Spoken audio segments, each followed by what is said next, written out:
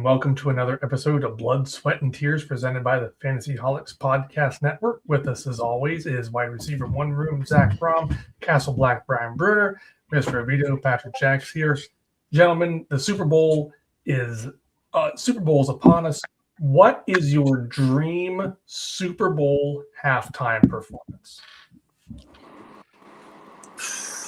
Oh, I mean, when we say dream, it can be anything. Anything. It's crazy, is ridiculous.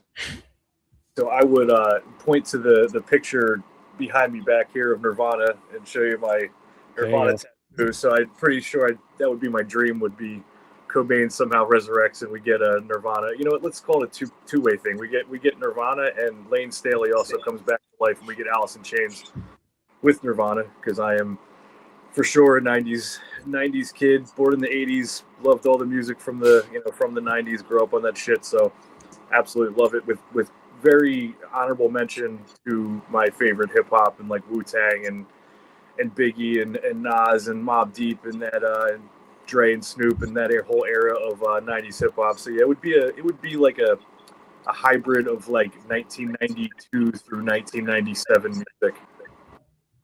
Definitely.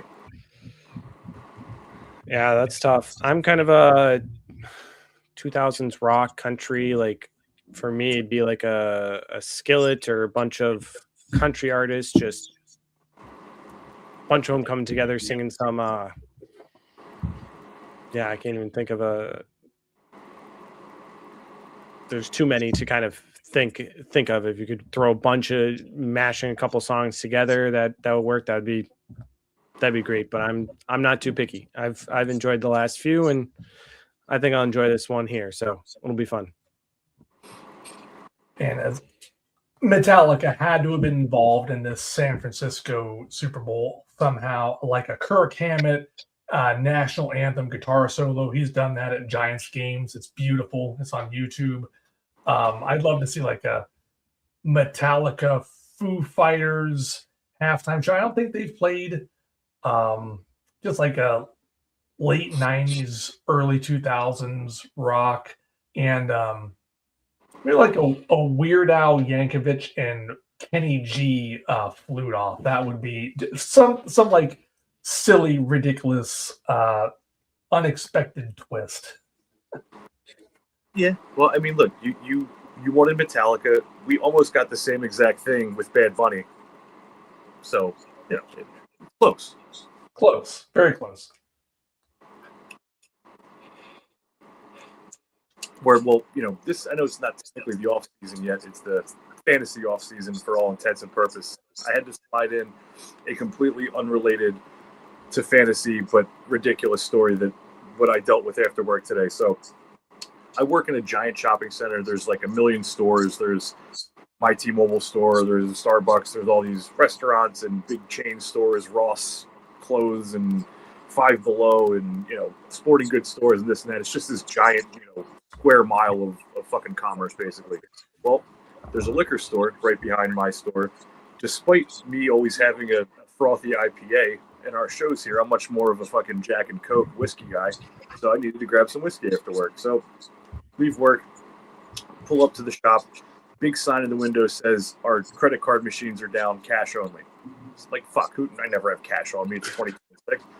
So I'm thinking, racking my brain, I've never needed to use an ATM machine in this shopping center in like the 6 months that I've been working there. So I was like, where the fuck could I get some cash?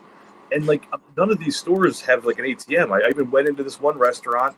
They're like, no, we don't have an ATM in here. I'm like, what the fuck? So I asked ChatGPT, I was like, can you get cash back on a purchase at Target? Because there's a Target amongst all this madness. And the answer is yes, you can get cash back at a Target. So I walk into Target, I get in the long line for the self-checkout. I'm just holding a 20-ounce bottle of Diet Coke because I don't fucking need anything. Wait my turn, get all the way to the line, and it says no cash back on self-checkout. You got to get in the regular line. I'm like, motherfucker. Oh, yeah. So now I go over the regular line, which is also super long. I'm sitting there waiting. As I'm getting a little bit closer, I see an actual ATM in Target over like. So I'm like, great, fuck it. I sit my Coke down. I walk over this ATM, pop my card in, put in my fucking PIN, and it's just the slowest ATM ever. It's everything 60 seconds to go to the next screen. So I finally pick my withdrawal, loading, and then it spits out a receipt and says, "We had an unseen error. We can't process your transaction." Not making it, just fucking insane. So I go back and get another Coke out of the fucking fridge, get back in the long checkout line, get to the very end, and I saw the person in front of me got cash back, so I know it's working. So I'm like, all right, bet. Lady brings out my Coke, I do my fucking little tap credit card thing, and it just spits a receipt out and says thank you. I was like, ma'am, I needed to get cash back. She's like, well, you have to actually insert your card to do cash back. Like, are you fucking... I was like, listen, do me a favor. Just bring out a second one of these Diet Cokes. I will go and walk over and get one on my way out. So then I literally have to have her ring up another Diet Coke that I don't need, put my card in, get my cash back, and then I got to fight back over to the fucking cooler to get my unneeded Diet Coke, then go back to the liquor store. I swear to God, it was 35, 40 minutes. And like when I finally got done all of that, all I could think of, like, that was an episode of Seinfeld.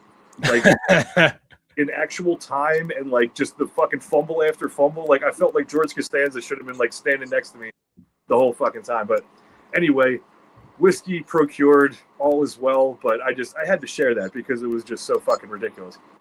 Yeah, that sounds crazy. What's the deal with the cash back? Exactly. But yeah, man, just it was by like the fifth error, I was just like laughing to myself, like this is insane. I can see you like Jim Carrey and Me, Myself, and Irene. When he loses it for the first time in the checkout line, he takes it like, what are you looking at? Oh man, yeah, dude, it was pretty much that. It was just, but like I said, after so much error, it was like it just became entertaining. Yeah, nothing too exciting for me today. Outside of I got a random notification, Jamar Chase pick 6. I'm like, what's going on? And I'm like, oh, Shadir Sanders threw a pick 6 to Jamar Chase in the Pro Bowl. That's on a Tuesday, and I'm like, here I am, like preparing for the podcast. And I'm like, I didn't even know the Pro Bowl was on a Tuesday for doing this type of flag football or whatever they're doing. Nevertheless, Jamar Chase playing defense, like thinking like, oh, that's how far this has gone. Just fallen out so much. You have Chase playing defense, and this game is on a random Tuesday instead of the weekend, Sunday afternoon slot like you used to. Like, I get they're changing to games and doing all this other things, but it's become a joke at this point, and it was just that chuckled to me when I saw that. Yeah. I think the Pro Bowl has become players playing Madden on rookie mode on Twitch. Yeah, pretty much. With flag football. Yeah. All penalties off. Man, the Pro Bowl used to be in Orlando, and we would go down to Universal on the weekend around Pro Bowl, and the players would just be walking around through Universal, and it's tough to not crowd them and get a photo or order an autograph and just let them live their life, but it's tempting. And then it had been in Orlando for a couple of years. Now it's in San Francisco this year, I think. And yeah. Well, we got the Super Bowl coming up. Yeah. Crazy to think it's coming up. Crazy to think Super Bowl, Seattle, two teams who weren't expected to make the playoffs this year. Again, still baffled that's the case, that this is a Super Bowl. This is a rematch from 11 years ago. Yeah. What are we thinking about this matchup still after a week of sitting on it? How do we think it's going to go? What are we thinking? Keys to win? Yeah. So I've taken the fantasy offseason here very seriously, in that outside of us doing this pod, I have really been like next to zero activity in Sleeper. I don't even roll over the leagues that I commission until after the Super Bowl, because I just like leaving the rosters frozen. It is what it is. I play in so many leagues. I need the mental break. So I haven't really watched much as far as like NFL Network or anything like that. So I've really been taking a step back. But I mean, I do click it on here and there and just look for breaking news. the coaching changes, shit like that. But as far as the Super Bowl goes, there's really nothing changed. I mean, there's no injuries of anything to report. I don't think everybody seems ready to go and at full strength. So I'm still taking the Seahawks, but I'm just hoping it's a close game. I think it should be a pretty close game. The Patriots beat some of the toughest defenses in the league to get here, so they're definitely no joke. I'm just hoping we get an entertaining game since we don't get to watch another competitive one for 8 months or however long our damn off season is. Technically, Drake May has been on the injury report for the last week, and he missed a couple practices last week. I'm betting he's going to play.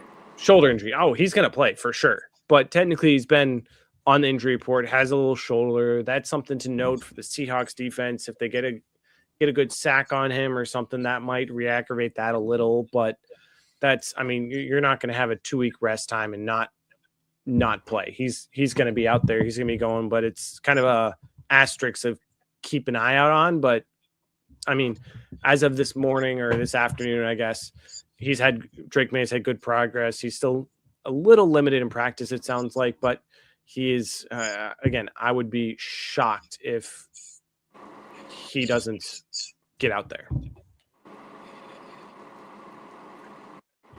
Yeah, Bo Nix missed the AFC Championship game with an injury. Sam Darnold was on the injury report like day of the game versus the 49ers with an oblique injury, and he did like a, TV grimace on the side every time he twisted.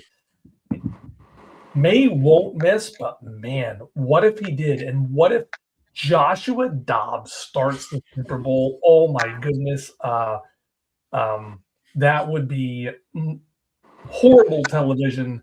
I think the Seahawks win. It'll be a close game.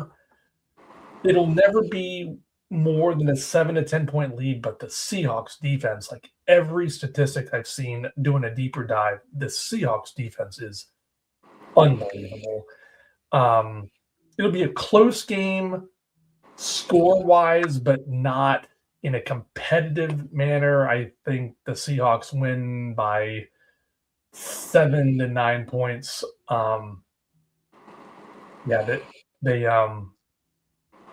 That defense is because the Patriots have like a different game plan every week. You never know which receiver it'll be. It's Diggs or Williams or Pop Douglas or Hunter Henry. And the Seahawks rush defense is so stout. Yeah, I got in a, I don't want to say an argument, but I got in a discussion with someone, between, he was saying, what do we think about Travion Henderson? Are they going to keep riding him, or are they going to move to Stevenson here? Like, what happened this playoffs? Like, Henderson was the lead back, and I'm like, Henderson was never the lead back. He's like, yeah, look at the carries for the last 5 games. I'm like, you mean in 3 blowout wins where they were winning by 2 scores at halftime? Of course Henderson's going to get it.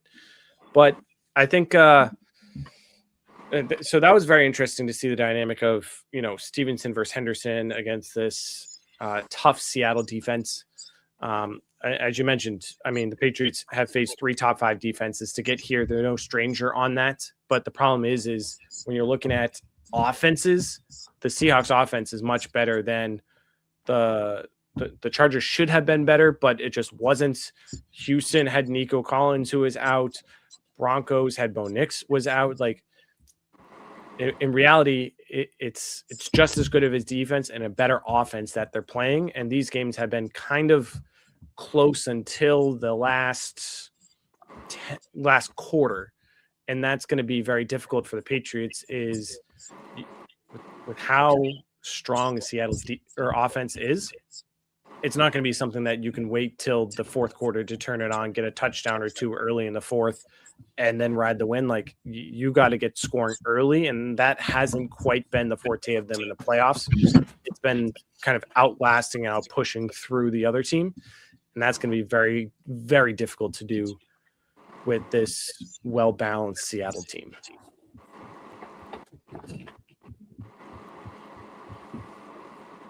But I mean, I'll at least say it. I'm still picking my Patriots to win. I think it's going to be very interesting. You should.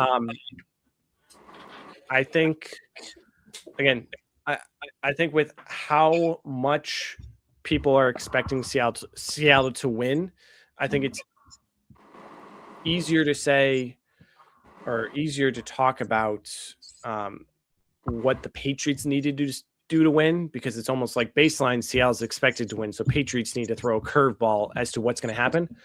I think on defense, you're not stopping JSN.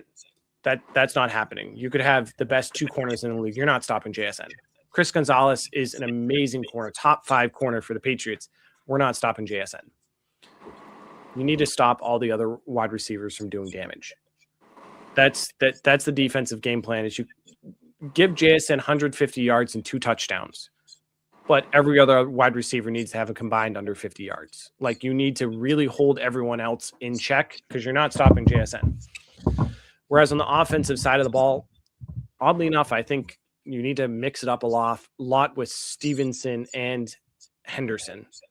That needs to succeed. You need to be utilizing both to be able to kind of wear out that defense, stretch the field, so then you can get the ball further down the field and you can find those open areas, slow that pass rush some. Again, I agree. It's going to be a very close game. I think it's going to be like a Patriots by 4 type thing. But it's going to be, again, slow everyone but JSN, just because you're never slowing JSN on the defensive side, and stretch the ball, slow the game down, make sure Stevenson and Henderson 50-50 split, running outside to wear the defense off, running out the gut some, and then get some RPOs out there. And I think there's a chance. There's a chance. I'm gonna go with it. I'm not confident in it, but I think that's what the Patriots need to do to win, and I think they can do it. If there's a prop bet of the Patriots throwing a 1-yard touchdown, take it. You know they're going to throw it from the 1. You know Hunter Henry is going to grab a short yardage touchdown, and the joke's going to be, oh, the Patriots scored from the 1. Gotcha. Right. Well, they'll throw it from the 1, but Vrabel will draw something up for a linebacker to catch it. I was about to say, who's catching it? Is Hunter Henry catching it? Is he throwing it? Is Stevenson going to throw it? Like, it's probably not going to be Drake May throwing a 1-yard touchdown. It's probably going to be someone else or a very odd person catching it for sure. Will Campbell touchdown. Yeah, well, Vrabel did catch like more than 1 touchdown. Yeah, in his career. I'm not just imagining that. Yeah, so yeah, we'll see. Hopefully, we see something like trickery there. I will echo this that I heard from Azer on the CBS pod. I think a lot of people would echo this too, outside of Seahawks and Patriots fans. I'm not that excited for this game, just in general, and I don't think a lot of the country is either, unless you're a Seahawks fan. And he didn't just leave it at that. He brought up that it's a very star-driven game, and there's no fucking stars in this game. Like, sure, Drake May, is a very much up and coming and young stud asset for fantasy, but most people don't really know much about Drake May at this point. Most people certainly don't give much of a shit about Sam Darnold. So that's the 2 key positions.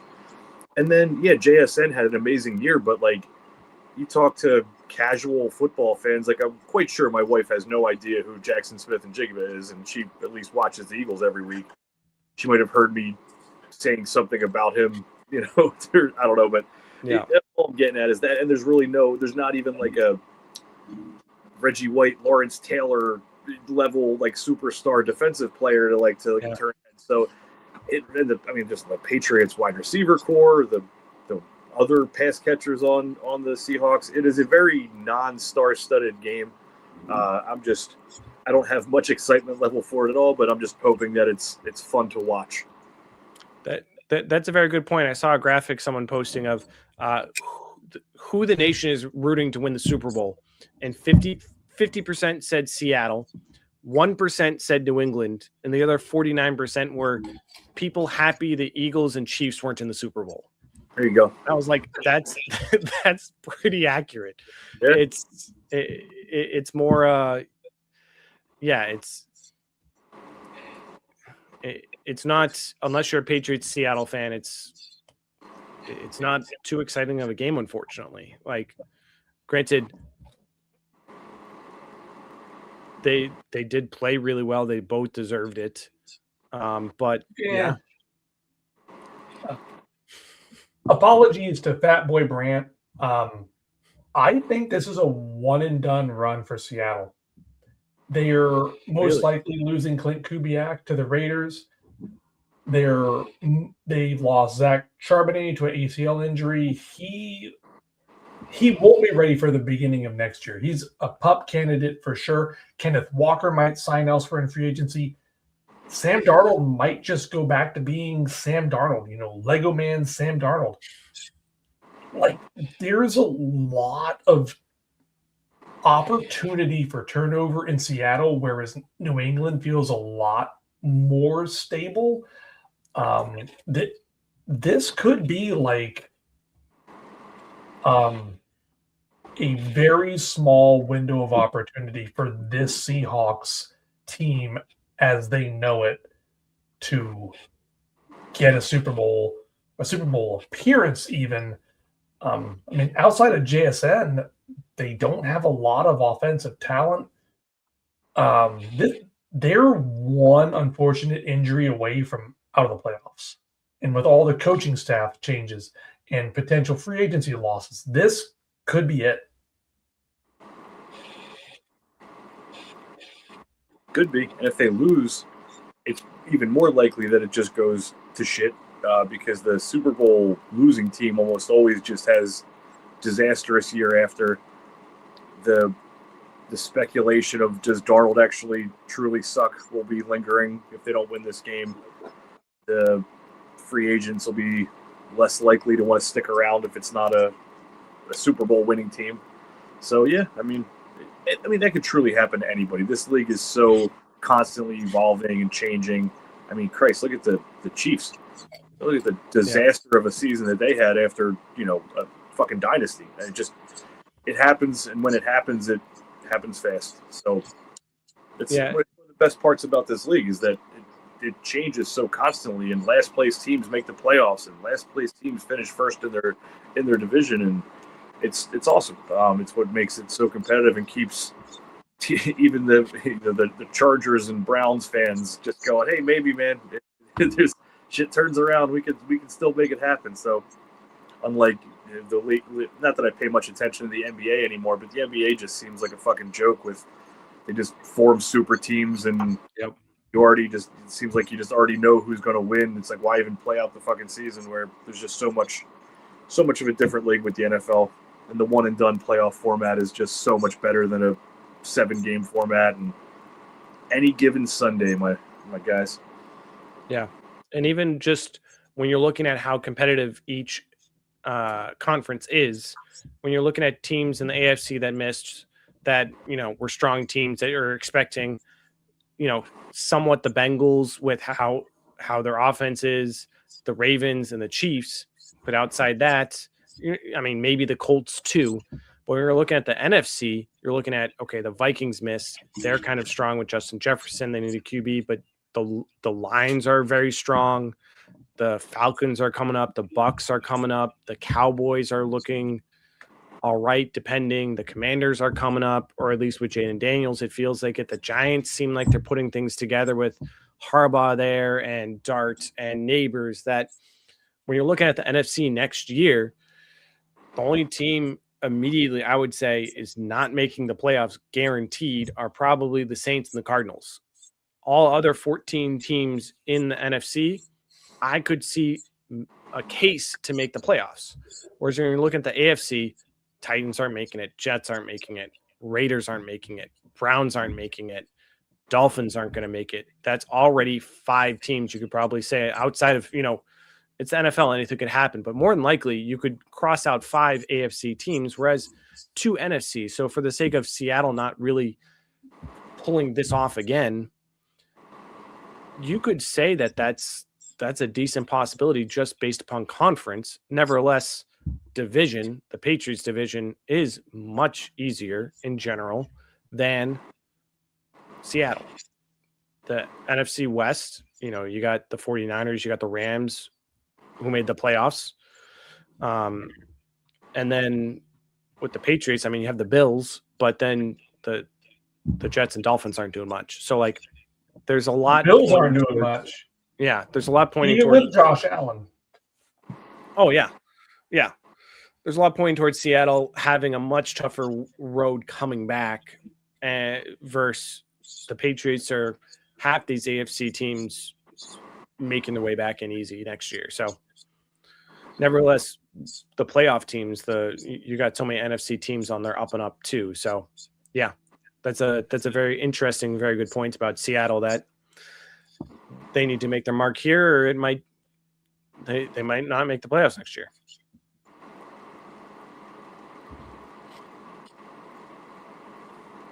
So what do you think, man? Want to talk about some wide receivers? Yeah, let's do it. We got the top 48 wide receivers to you guys today for us to discuss on a points per game basis on this last year, to kind of recap, see kind of who was high, who was low, who we didn't realize was actually doing really well, but felt like they did absolutely nothing. AJ Brown. Whereas ones who felt they were amazing and realizing, oh, they're not in the top 24 points per game. What? So we really want to dive into this, talk to you about all this. We have them in 20 groups of 24. So we have first 24 talking about wide receiver review on a points per game basis. We have a couple way ahead of the pack, as we expected, as you probably have known or heard us discuss already. Puka, JSN, Chase, Amon-Ra just ahead of the pack. Rashee Rice is up there too, quite ahead of the pack. You're looking at those five, Rashee Rice is 1.5 points per game more than George Pickens. But Rice, missed 4, 5, 6 games. Puka missed 1.5. But I mean, just looking at this list, you see some great names at the top, and then you start to see some that you didn't quite expect. I know there's multiple here I would never expected to have been in the top 24. Some we probably forgot about or whatnot. But I guess plain and simply, first reaction looking at this list, what did you guys have seeing on either someone who wasn't here, was here, and kind of what were your first reactions seeing this list? My first thing I wanted to bring up with just this position is it was an extremely down year for wide receiver. I heard, and somebody can comment if this is inaccurate, but I swear I heard on one of the main pods that I listened to that wide receivers caught 67 less touchdown passes this year than last year, around the entire NFL, over the course of the year. So, I mean, take away that many touchdowns from receivers, the point scoring is going to be down. And so, yeah, it was just a down year for receiver, and big letdowns, some shitty injuries, underperformances. The one that stands out to me, and I think I'll take it as my biggest L on the year, is I just had zero faith in George Pickens, and he ended up being the wide receiver 6 in points per game. That's the one that kind of jumps out to me that really was, as much as I listen to old shit that I said, I think that's probably the worst take I had, is that I was an avoid on Pickens with how well he ended up doing. And then the other thing isn't necessarily like about the list or whatever, but when I mentioned last week how I much more enjoy viewing it as points per game rather than overall points when I look at any list of finishes, and I'll use my guy Devontae Smith as a perfect example of that. When you look at any league and you look at just the overall finish, Devontae Smith finished as like the wide receiver 20 or 21 in either full or half PPR in overall points because he wasn't hurt. He was there every week. My guy's not even on this page because he's sitting down at like wide receiver 30 or 31 on the next group we're going to look at. So when you look at those stats for overall points, you go, oh, wow, Devontae Smith was a locked-in wide receiver too. Well, he felt a hell of a lot more like wide receiver 31 as far as how much he helped you. So just an example of how I much prefer looking at finishes like this rather than, overall points. No, that's a very good point, and especially when you're wanting to see tendencies, or even in Dynasty, who should I buy, who performed higher than what they should have or what they actually did. Doing on a points per game basis is a very good way to kind of look at this and see, okay, who should I buy? Who should I sell? Who was injured, and so they were farther down the list. So when someone's looking, oh, they were only wide receiver 30 last year, but in reality, they scored top 15 points per game. That's a good person to get if that other person has a lower value on that player. So looking at it this way kind of gives a more true value or meaning of the impact these players had while they were on the field. Jameson Williams is another good example of the per game versus full season thing, because on the full season thing, Jameson Williams finished as a top 12 wide receiver. But he did nothing until about the halfway mark of the season. So you factor in all those shitty games he gave you, he falls all the way down to the wide receiver 21 there. So same thing with Slim. He helped you a lot there when he caught fire, but if you started him every week for the first 7 or 8, he fucked you over major. Similar to kind of AJ Brown I remember week 2 or 3, we were all talking about, okay, do we start Ja'Cory Kresge-Merritt or AJ Brown? Because AJ Brown hadn't been doing anything.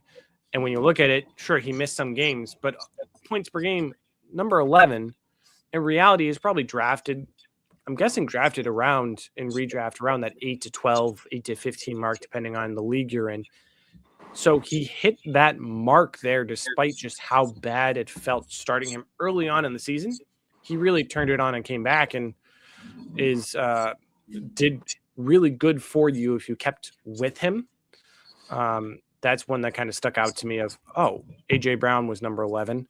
That, it felt starting him, playing him, or playing him, you're like, I feel like I should start him, but I don't want to. But then, no, actually, he ended up finishing as a very great start for you throughout the season. It's the old Kyler Murray start. Like, you feel like you need to start him, and it feels gross. And stats-wise, it's like, oh, Kyler Murray was top 10 quarterback. It's like hit or miss, a couple big games, and other than that, it's like you don't want to start him at all.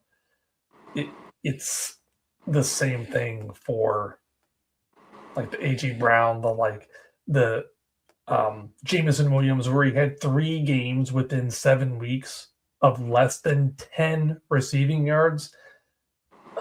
It is just a gross start. It's not even a flex. It's a gross flex. Yeah. So I have the point totals in front of me on my phone just for cross to reference against the points per game.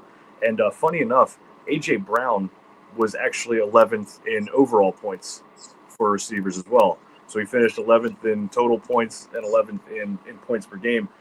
But funny enough, looking right in that range, Jameson Williams is the wide receiver 12 on the year as far as points. He had 219 total points. But then when you look just above AJ, Michael Wilson was actually the wide receiver 10 in total points, but he had such low involvement in a lot of those games that he falls down to, just 13 points per game and 20th overall. So yeah, it's very interesting to always look at the totals and where these guys fell. But yeah, AJ is that anomaly of exactly the same in total points and points per game, but he definitely was very streaky, and especially early on, he just killed you week after week. Could have potentially put you in a hole that you couldn't have dug out of because you weren't benching AJ Brown. Yeah, I have that list up too, just to kind of jog my memory as I'm looking through. Michael Wilson was one that stuck out to me as well. Finishing as wide receiver 10 on the season, but finished points per game 20th. That has a lot to do, again, with injuries of people that are ahead of him on the list. Of Rashee Rice missed games. You had Lamb who missed games. Neighbors, Wilson, Higgins, Tyreek Hill, Christian Watson, like all those people you can take off the list just because of how many games they missed. Even Devontae Adams, I guess he's 9th in point. Devontae Adams was 9th in points per game and 9th overall, but Nico Collins missed games. Like, that has a lot to do with it for where Michael Wilson finished. He finished 10th on the year, but note that was 20th points per game wise. And there's players behind him that you don't see on this list that you're like, okay, I'd rather them in Dynasty right now too. That you need to recognize how much, if you're looking to buy Michael Wilson, how much he's actually worth versus if you're looking to sell him, how much you should try and get for him. Like if I'm looking at Michael Wilson, I'm looking at these points per game wise of people ahead of him. I think there's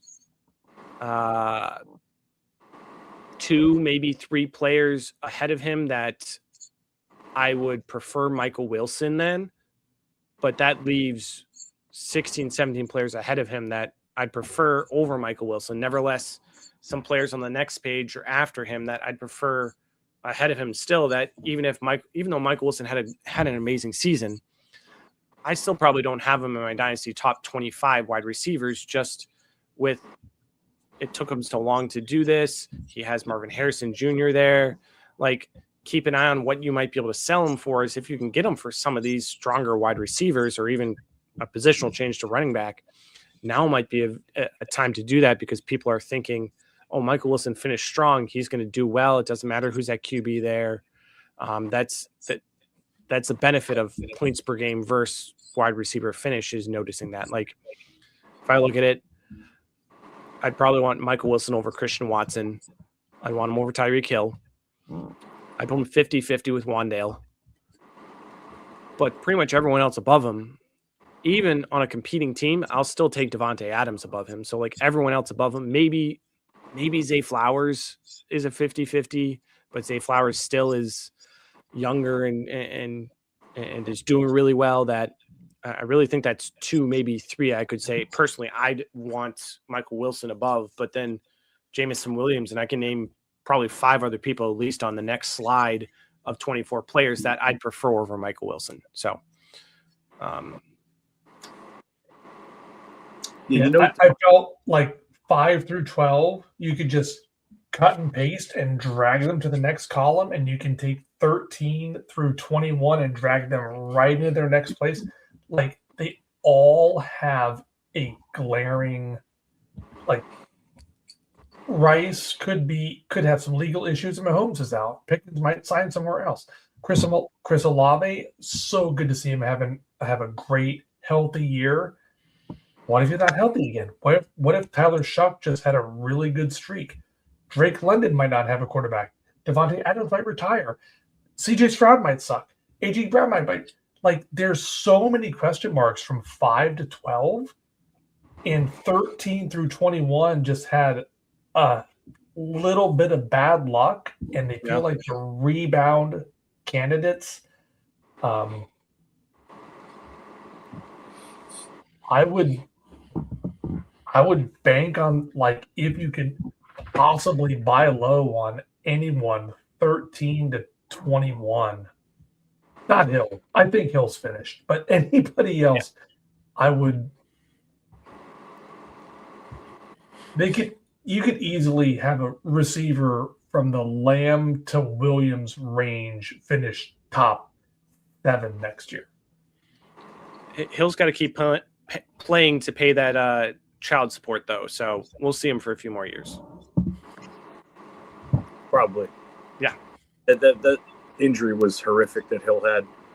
And he's older now, and his whole game is based on just pure speed. So we'll see what happens with old Tyreek. The one thing I wanted to point out when I was just looking at the stats of some of these guys is we all know Devontae Adams had a phenomenal touchdown season, and he did miss those few games. But did you guys know he only had 60 catches for less than 800 yards? Was it all touchdowns? I knew he was the touchdown leader, but that's crazy. 60 catches for 789 yards. Wow. That has to be the lowest catches and yards for a top 10 fantasy receiver, like, ever. That's crazy. Unless we go back to, like, leather helmet days. But yeah, 6 catches for 789, and this guy's finished top 10 in points per game, and I think probably top 10 in total points. Yeah, number 9 in total points. So pretty remarkable. The power of the touchdown. You can ask his old slow white quarterback. Crazy. Is the quarterback one on the year? How much touchdowns matter for fantasy? Yeah, and here I remember I made a take. I'll own it. I said fade Puka Nacua in your redrafts because Devontae Adams is going to really take over. And in reality, Stafford. I mean, Adams had a lot of targets. He really took he took so many touchdowns, but Stafford just. I did not expect Stafford to take the leap he did to do so much this last year, to be able to support both Devontae Adams and Puka Nacua to be top 5 or top 10 wide receivers both. Like that's just me underestimating Stafford, thinking, okay, if Stafford's not going to be able to do as much, Puka is going to come down, Adams is going to come up, and it's going to be even. But Stafford just killed it, supporting both of them, being the only two I guess Higgins and Chase, but the only 2 wide receivers in the top 15 on the same team. Higgins and Chase, Higgins 16, and then Jameson Williams 21, and with Amon-Ra. But it's that was amazing to see. And that's, again, I didn't even realize that Adams only had 60 catches. Like that's, again, you're right. That's got to be a record of some sorts. Like that's phenomenal. I just had to pull up Stafford since I just dissed him a little bit here, but let's pump the brakes on just automatically deeming Stafford as a top 12 quarterback next year, even though he just finished quarterback 1, because in the years that he's been with McVay, he was quarterback 5 that first year with McVay in 2021, when I think that's the year the Rams ended up winning the Super Bowl.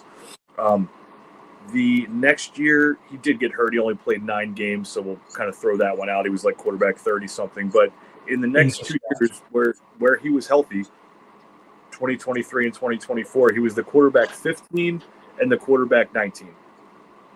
And he threw a lot those years. He just didn't get but half the touchdowns that he threw this year. So let's not crown Matthew Stafford as a guy that we just automatically call a top 12 or even better quarterback next year, because he could very well have similar yardage and throw for 21 touchdowns or 20 touchdowns like he has in multiple other years of his career, and where he's just a quarterback 2 for Superflex.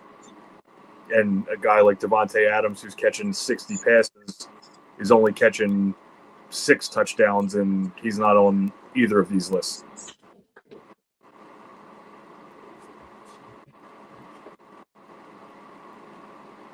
Yeah, the big question mark was Stafford's back. Stafford's back, like up until like into draft season. Like, oh, he has a herniated disc, and he can barely move, he can barely walk, he needs injections, and then he just flipped the switch, like invincible Matthew Stafford. I've had those injections. They do wear off. Devontae Adams wears off. Kyren Williams wears off. I think if Adams does fade or retire, Nacua is a locked and loaded 1-1 next year. Like, oh my, what if Devontae Adams was 24th on this list? How much of those points go to Nacua? Good Lord. Or how much more of the defensive focus can go to Nacua outside of Adams.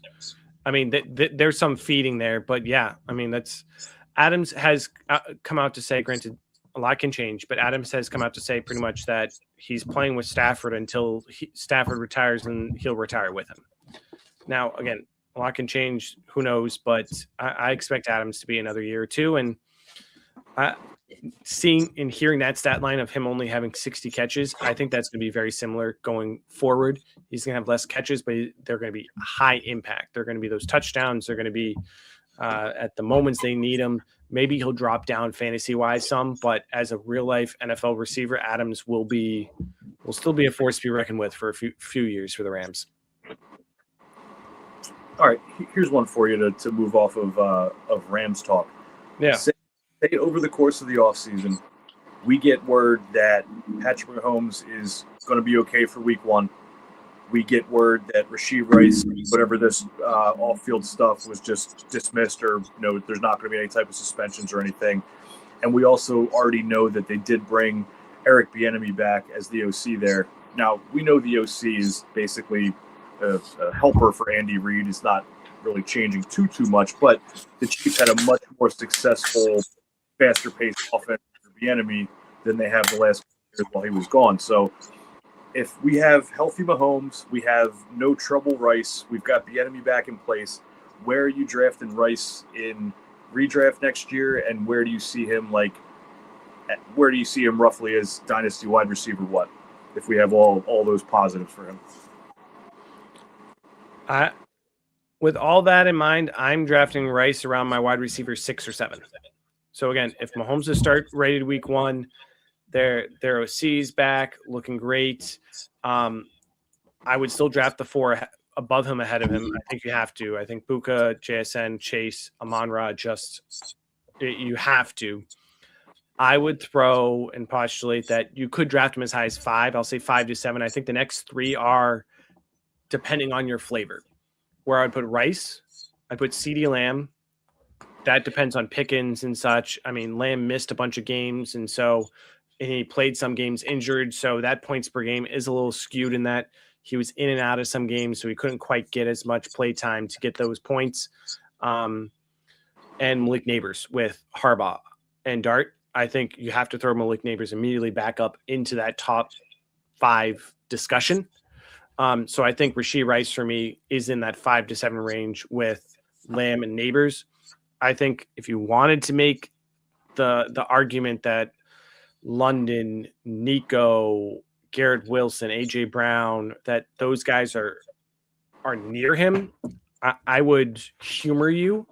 But I think we've seen with what Rice has done that he's a step above those guys, that you want those players who could have that elite and have shown that they can do that elite scoring.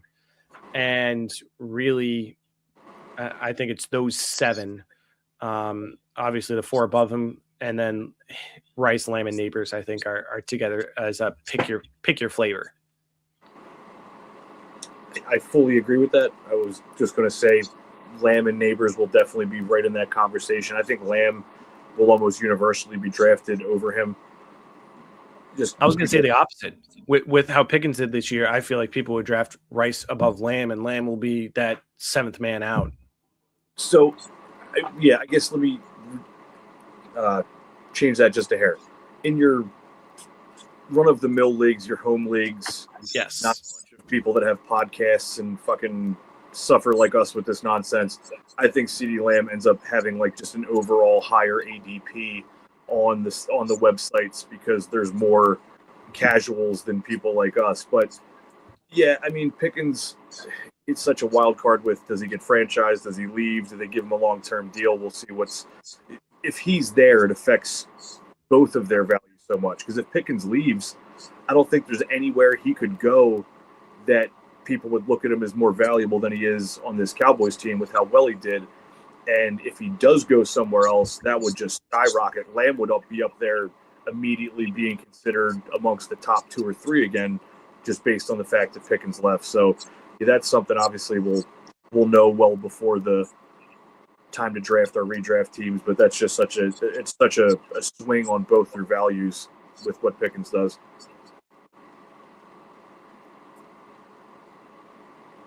Sorry, we'll let you talk now, Patrick, about this. That was perfect. That's exactly what I was going to say.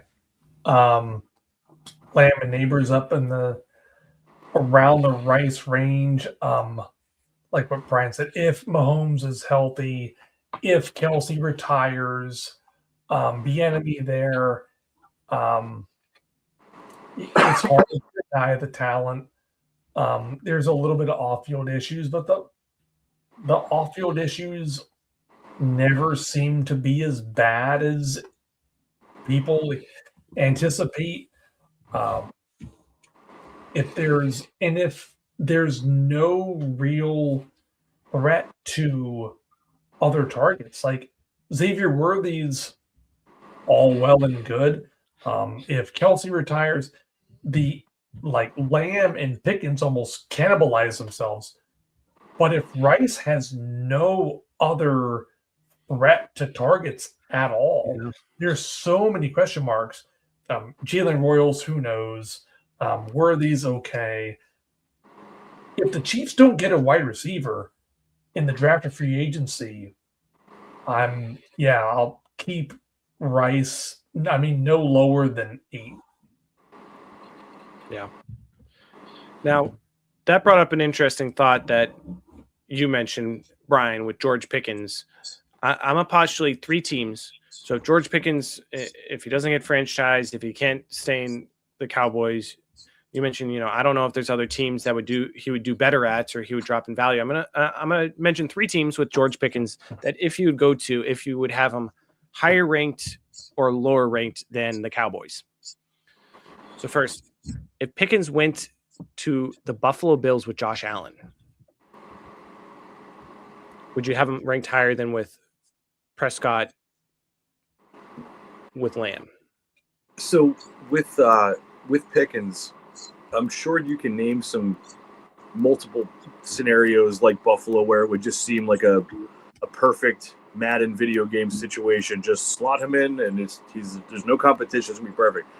My fear with him is the same fear that I have with him going into this year, which did end up biting me in the ass. Is he just seems so volatile and troublesome and worrisome still, even after this very good solid year, that if we now uproot him again and bring him into some other situation, and here, unlike Dallas, with Dallas, they were like, hey, we need you to be a starting wide receiver. We want you out on the field. You're going to be a big part of the offense, but CD's the alpha here.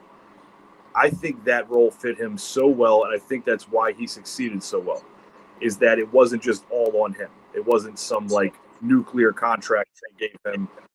He wasn't just crowned, you're the guy right now.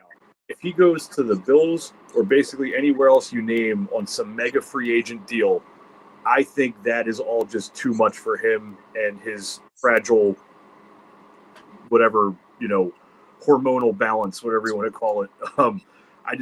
I would be terrified. And I could easily get bit in the ass again, and he shows up and he's 2020 Stephon Diggs with Josh Allen, and yet another year saying, damn, I wish I believed in George Pickens. But I personally wouldn't value him more than if he just stayed in Dallas. That's interesting you mentioned Diggs, because the other one that crossed my mind for similar reasons to help with what you mentioned was the Patriots. You had the structure of Vrabel. You have him being the wide receiver 2 behind Diggs, or learning from Diggs, or being right there neck and neck. Granted, you love Pop Douglas and the other wide receivers. That you need another wide receiver in New England to keep it up. The other one I thought of was the 49ers, because they're losing Ayuk. Their other wide receivers can't stay healthy. Kittle probably retiring, but you have Christian McCaffrey there, who I don't care who you are. Christian McCaffrey is the number 1 in that offense. That if you can go in there, it's some very interesting ones that some of these I might like Pickens more than Dallas, but I think that's a very good point of if he gets uprooted, gets a big contract, and all of a sudden is the alpha there, or is that number 1 guy, I think that's going to be very difficult for him to stay in check. Granted, I could see him getting a massive deal for the Cowboys and similar things happening, but he needs some type of structure, I think, just to keep him reined in. And Dallas could be that with Prescott and Lamb there. Yeah. All 3 of those scenarios you brought up are perfect fill in, put wide receiver X here, and it could work out beautifully. And if we were talking about, say, looking in similar ranges, Chris Olave, Drake London, Nico Collins, even somehow those guys were in contract years and they were the big star free agent. If any of them landed in an alpha role with the Bills, with the Niners, with the Patriots, I would be infinitely more comfortable and not worried about it going sideways with Pickens, man. I just think, and on top of it, he had such good success and such good vibe there with Dak that I feel like if he went somewhere else and he didn't just immediately start getting showered with targets and having awesome games and stats and being praised, it would all just turn into a big snowball effect of and now he's disgruntled, and now he's fucking screaming at coaches on the sidelines, and then he starts hearing it from the media that he was a fucking they overpaid him, and oh, he is crazy after all. I don't want any parts of it, man. Even after seeing what I did this year, I just think they found a perfect nook for him to be in there in Dallas, and it obviously whatever they had going with the coaching staff and the locker room, and it just worked for him, and he did fucking awesome. And I just don't see him doing that awesome anywhere else. Fair enough. Stop giving him softballs. Come on. The Eagles get rid of A.T. Brown, and the Eagles bring in George Pickens. Come on, Brian. Eagles, George Pickens. What's the take? Come on, man. When you say that, I immediately get taken back a few years, like 7-8 years, to Alshon Jeffrey was a guy that I had just noted hate for because I had got fucked by him in fantasy so many times with all the injuries he had that I was just so done with Alshon Jeffrey. And then the Eagles bring him in. I'm like, well, I have no choice but to fucking like the guy. And then sure enough, he has a great year, catches a fucking epic, like, will always be remembered Super Bowl touchdown for the Eagles. It was, I think, if I'm not mistaken, it was the first touchdown of the Super Bowl 52 that they were in. So, yeah, I guess if Pickens came here, I'd have to give him the Alshon Jeffrey treatment and just become a fanboy. But, yeah, just gave me a flashback there. We have a comment about your enthusiasm, Patrick, which I think is a good thing. But we have someone asking if you're drunk, but you're just very enthusiastic about your opinions. That you love what you're saying. You have gusto behind it, I'd say, right? Yeah, like bottom guy is drunk. I just love. This is always my first beer when we sit down here, buddy. Yeah, the world needs to hear my takes. And just keep all the receipts. Come back to me if I'm wrong, and I'll fess up to it. But more than often, I'm right. Yeah, and we're here just to have fun, and enjoy yourselves talking about this. Laid back, shooting the breeze. Yeah. If you want a prim and proper analysis of, this player had 14.3 points per game. Wrong show. Yeah. Wrong show. Get out of here. Any other interesting ones on this first top 24 before we move to the next 24 points per game for wide receivers? Man, Christian Watson, what do you guys think he just doesn't come anywhere close to this next year? Do you think he's somewhere around there in points per game next year? Does he fucking tear another ACL yet again and miss a whole season? Because he was fucking solid this year. He was the clear alpha in that passing offense after the Tucker Kraft injury. Obviously, we'll have Tucker Kraft back, but it just seems that Jordan Love does like him, and he seems to have he managed to stay healthy this season. Again, he's been pretty injury prone his whole career, but I think he might end up being a little bit of a dynasty buy low despite this pretty good finish, because I'm quite sure most people don't buy into him staying healthy. The Kraft being back narrative will be there. I'm not saying he necessarily finishes at this 19-20 range next year, but I think you can buy him in this offseason dynasty-wise for a lot cheaper than that. Yeah, that's a very interesting point for buying him low at this point in time. I was just looking up a little. This I think is the highest on a points per game that he has finished in his career. But also note he is very, very injury prone. That's something I think to note, and I think that might lead to me saying I could see him finishing in the 20 to 30 points per game wise multiple times for the rest of his career. I don't see him playing an entire season, though. I mean, he's missed multiple games throughout. I think he's missed, probably 5 to 9 games each each season so far, that with how crowded the Packers wide receiver core is, with how injury prone he is, I could see him being up there. I could see him being a good buy low in the extent of, I think if you're looking at him on a wide receiver 20 to 30 points per game wise, you could get him cheaper than that. The problem is going to be is his availability for you. If you can buy him cheaper, have him as a potential flex, especially there's rumors Romeo Doubs, whose contract is up, isn't going to come back to the Packers. That might lead more for Watson. That he might be a good one to keep an eye on, especially if you can buy him earlier on before it's determined what happens with Romeo Doubs. That might be worthwhile. Yeah. Something I just pulled up that we don't really reference too much on the show, but I feel like it is the best reference of the most updated, constantly updating fantasy value, even more so looking at like Fantasy Pros rankings or even our rankings, since we only do them every so often, is Keep Trade Cut. Keep Trade Cut is by no means the Bible, but it's the most continuously a million times a day updated reference on how the current finger on the pulse of the dynasty community feels. And checking this out, which I haven't looked at in a while because I really have been taking a bit of a break from fantasy here, they have Christian Watson as the wide receiver 33 right now. Right around the range of like Wan'Dale Robinson, Alec Pierce, DK Metcalf, Michael Pittman, Xavier Worthy, Matthew Golden. Those guys are all kind of stacked one on top of each other.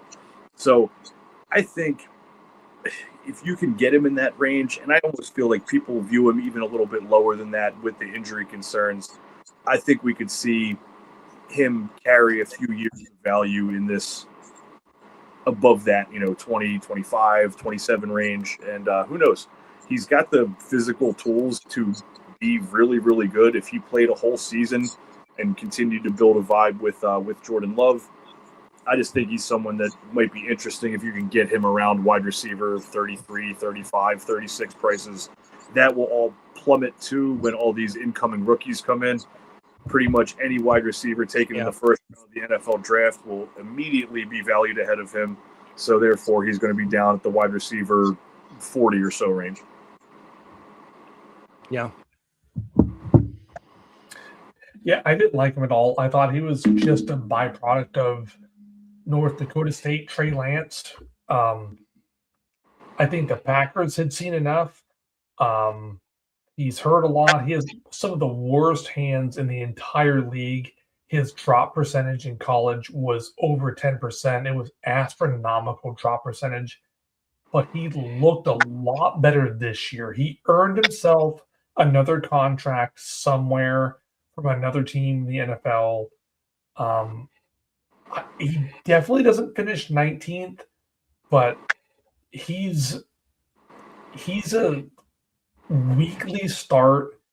He's a talented guy. He's probably getting a little bit better at route running using his size. I think he's always boosted every year by a couple of big games. He's best ball monster. He's not 19th, but I think he's earned a weekly start in fantasy football. So two things to note. In his first 4 seasons, he's missed 20 games from injury, and that does include games he left partway through with injury and whatnot. So 20 games is definitely significant. The other thing about the drops in college is in the NFL, he's kind of, I'd say, fixed that some. Not that first pass from Rodgers. That set him up for failure. Yeah, that was I remember seeing that, and just the look on Rodgers' face is like, you're never going to see the ball this entire game. You saw that happen with DK and I forget if it was their last regular season or the playoff game of DK dropped something and Rodgers didn't look for him for 2 quarters. But I mean, he had 5 drops his rookie year, but then he had 2 drops, and then 1 drop his next 3 years. So he's really kind of picked that up. That unless you're Larry Fitzgerald, you're going to have 1 or 2 drops a year. That's going to happen sometimes. That's That's not huge. That's kind of consistent. So he's really picked up on that. For me, it's the injuries. I mean, he needs to be consistently on the field. Like if it's best ball, I'm buying him, and I want him on my best ball team. For a team where I have to start him and hope he doesn't get injured, or if he's injured 50-50, like that's where it gets a little more difficult. But yeah, I could see him finishing the rest of his career in that 20 to 35 points per game wise, but playing 10 to 13 games a season. So off topic of Christian Watson, but now that we bring up Aaron Rodgers, if Aaron Rodgers plays again this year, and it's truly his farewell tour, it's his last season in the NFL, I would like to instate something where instead of him giving the wide receiver the stink eye when they run the wrong route or drop a pass, he just starts going full-blown Jim from The Office and just looking right at the fucking camera and just giving like Michael Scott just said I'd something. love that. He does that. He does that already. He doesn't look at the camera. He just looks fucking angry. But yeah, I want to implement a full Office Jim situation. Him look right at the sky cam, like right the sky cam. They look fucking Sky looks down on him, and he's just like, oh, yeah, that's little wish for me. But yeah, we've spent plenty of time talking about Christian Watson. It was kind of the last thing I wanted to point out of this list of players is that I think you can. It's odd enough to call him a buy low when he's up in this list of top 20, but I really do think by the time we get to the season start, he's going to be down there considered around wide receiver 38 or 40, and I think he'll return a profit on that for you. Yep. All right, man, let's look at this other list because I think this is more interesting with the huge – I mean, we're talking a lot of guys that are going to be drafted up high in redraft, and a lot of really valuable young fucking pieces for Dynasty are on this list. Yeah, huge notable names on this list of, again, the wide receiver 25 to 48 on a points per game wise. You're looking at Tet McMillan, Roma Dunze, Justin Jefferson, Mika Egbuka, Lad McConkey, Marvin Harrison Jr., even kind of DJ Moore, Brian Thomas Jr., kind of a slight tier down, Devonta Smith, Jalen Waddle, a lot of big names that didn't quite make it on a points per game basis into that top 24, whereas some had finishes in the top 15 to 20. Tet McMillan finished in that 15-16 range.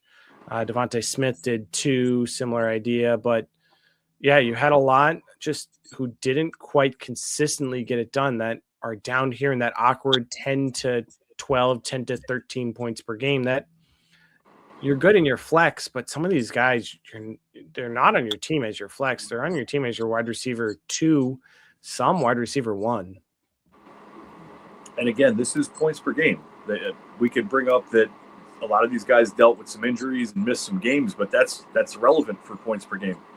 When Marvin Harrison Jr. was on the field and you started him, he got you 10.7 points per game.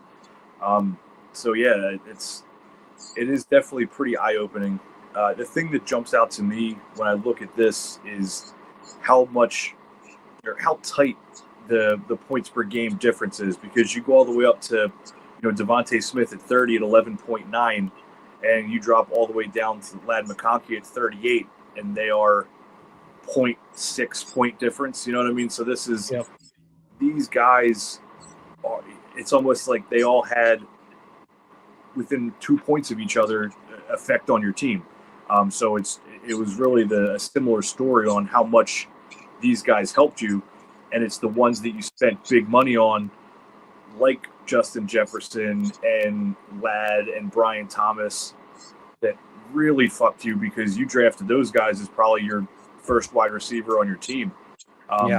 Marvin Harrison, post-type sleeper type of thing. He was, we all know he fucked up rookie year, but he put on the muscle. He's going to be another year in the system. Like, he's going to be awesome. He's a second-round pick, maybe very early third-round pick. He was not only missed a bunch of games, but when he did play, he fucking sucked.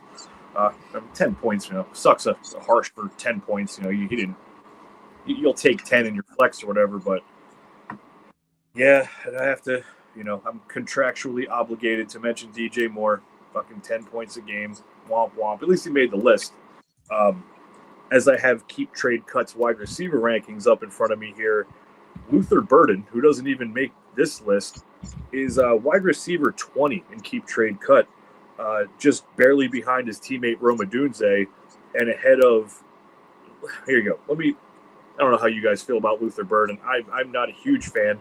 I think he's getting gassed up way too much over like 2 or 3 good games. But according to Keep Trade Cut, which is tons and tons of people's opinions, we've got Burden as wide receiver 20. Wide receivers listed behind him in value: T. Higgins, Jamison Williams, A.J. Brown, Devontae Smith, Zay Flowers, Waddle, Addison, Michael Wilson, Jaden Higgins, Pearsall, Metcalf, Watson, Wandale, Pittman, Devontae Adams, Golden, QJ, Jacoby Myers, Parker Washington. All those dudes listed behind Luther Burden. I don't see it. I mean, maybe I'm the one looking at it wrong, but I don't think Burden is the fucking wide receiver 20 in Dynasty.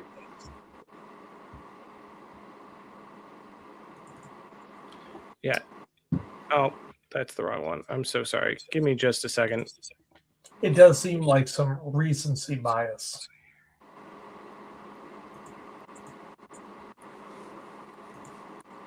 I don't know what's happening here. Sorry.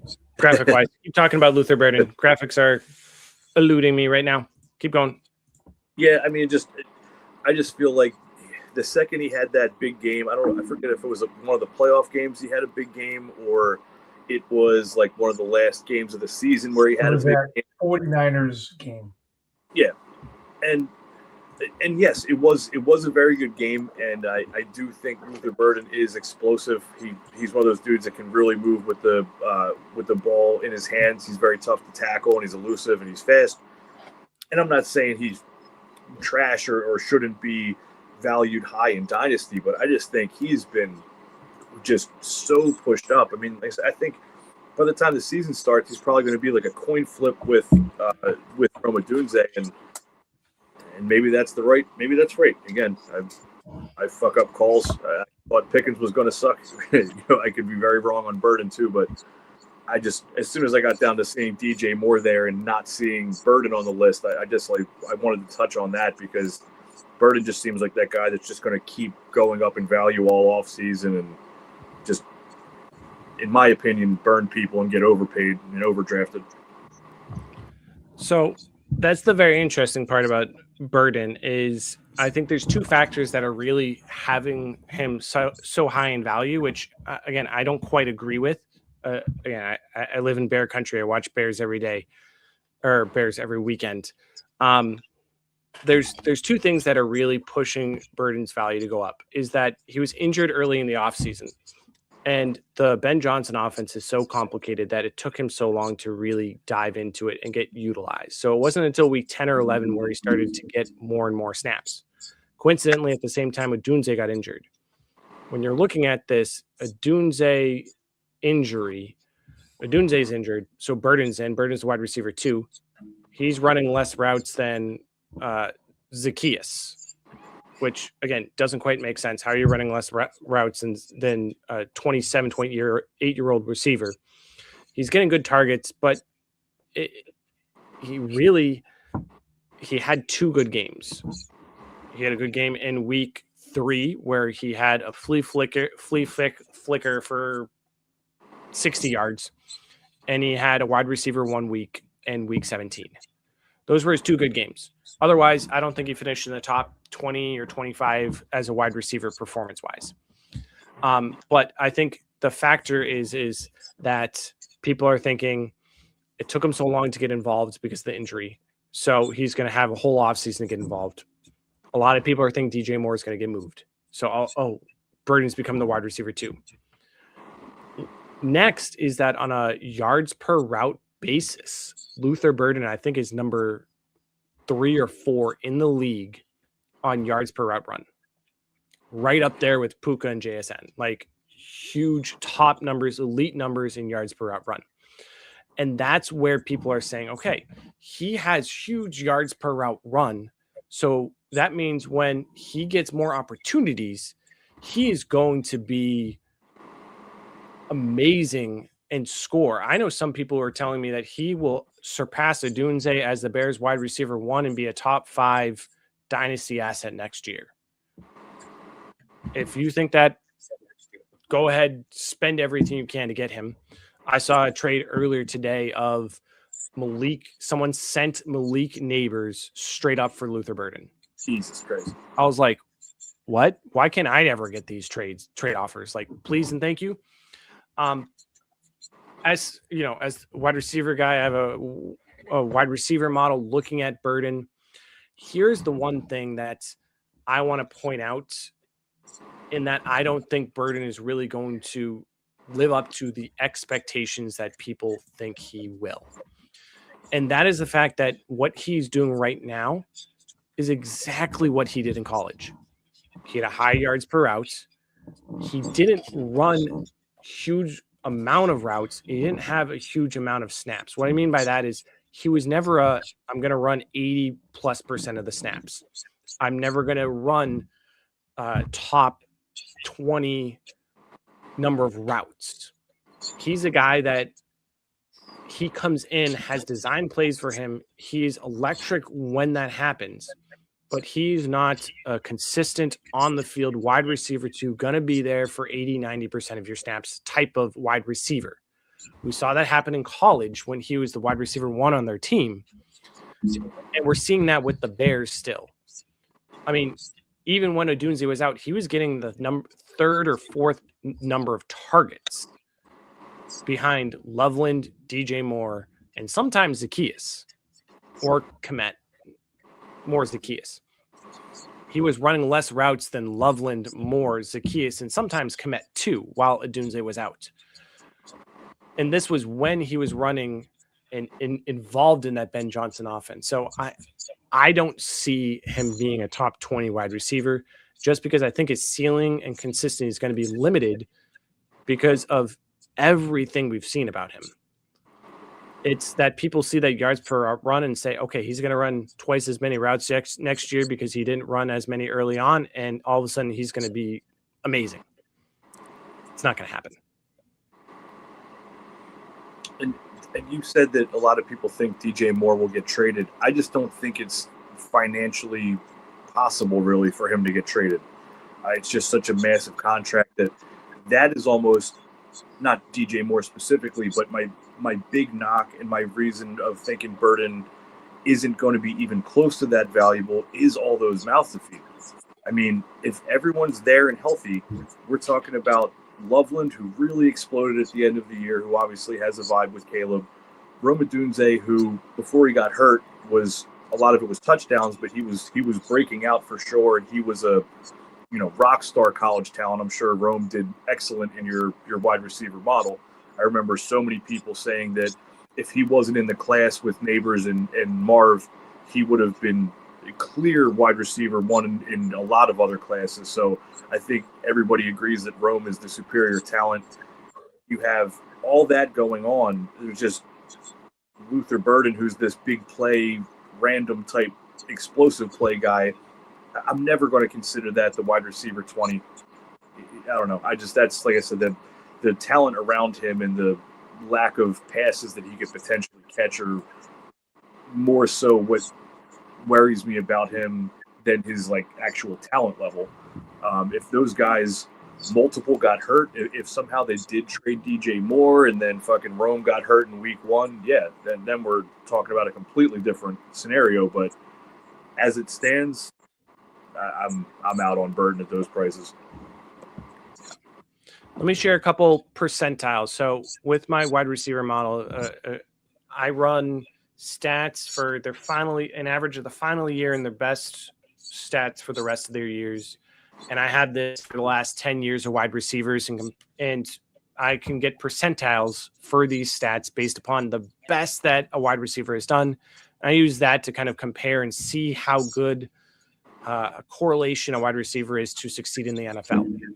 What this also gives me is percentiles of how well or how comparatively Burden's stats or player stats are to others in college. Because when you say, hey, this wide receiver had 10 touchdowns in college, most people know NFL stats.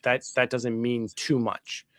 So here's the interesting thing in college is Burden only ran 60 he was only in the 67th percentile among all the wide receivers I run in routes. That is average to below average is 67th percentile. But he was in the 94th percentile in targets.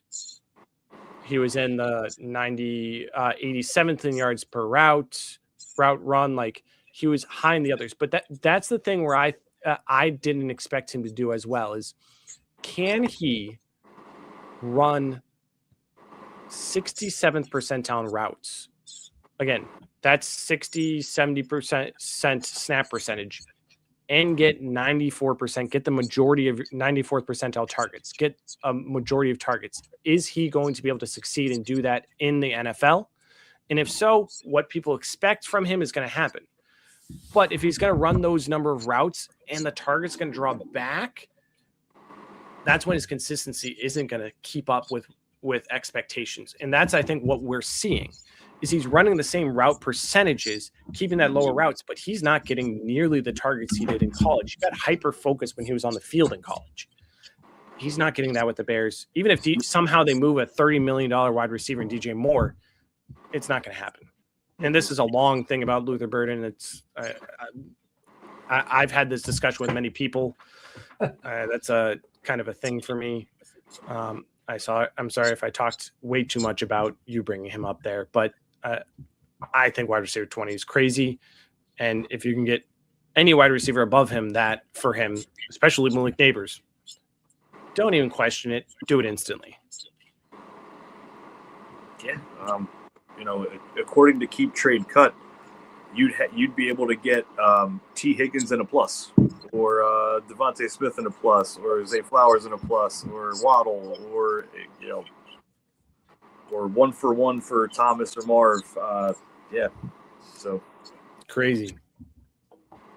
And all of this is under the impression that the Bears don't draft or sign another receiver or another playmaker or take a defensive player or offensive lineman with every draft pick.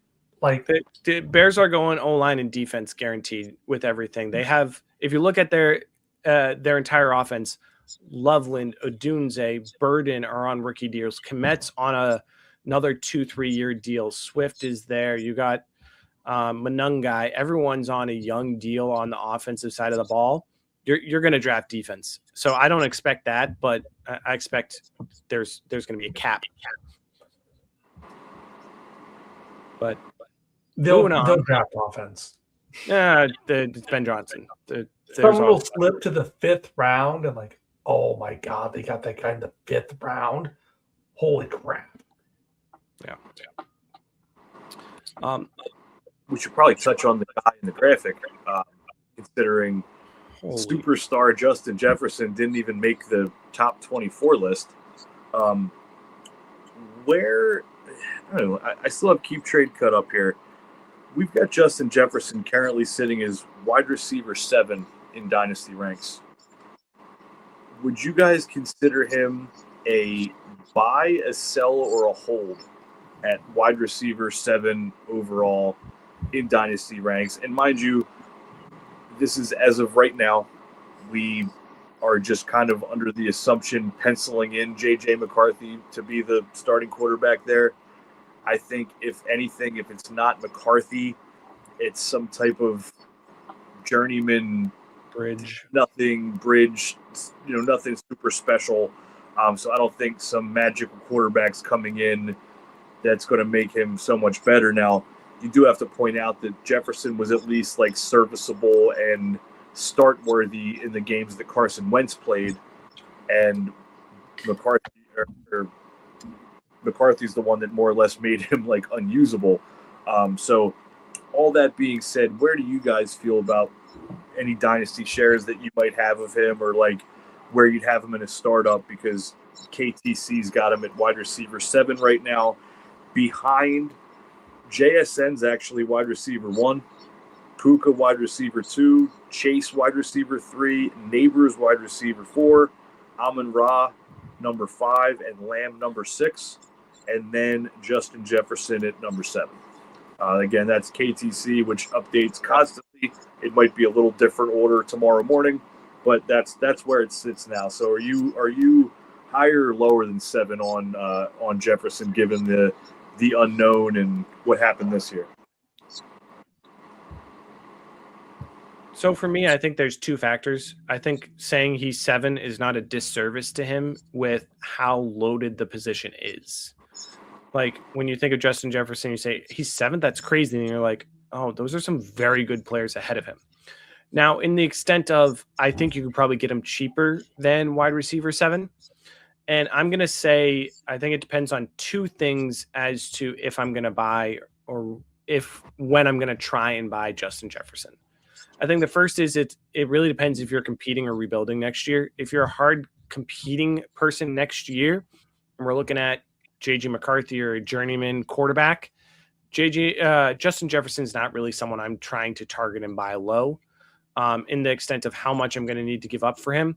If I'm truly competing, I'm trying to, granted, so early in the offseason, but if you're really trying to, the amount of value versus points you'll have in your roster, you can get so much more elsewhere with that.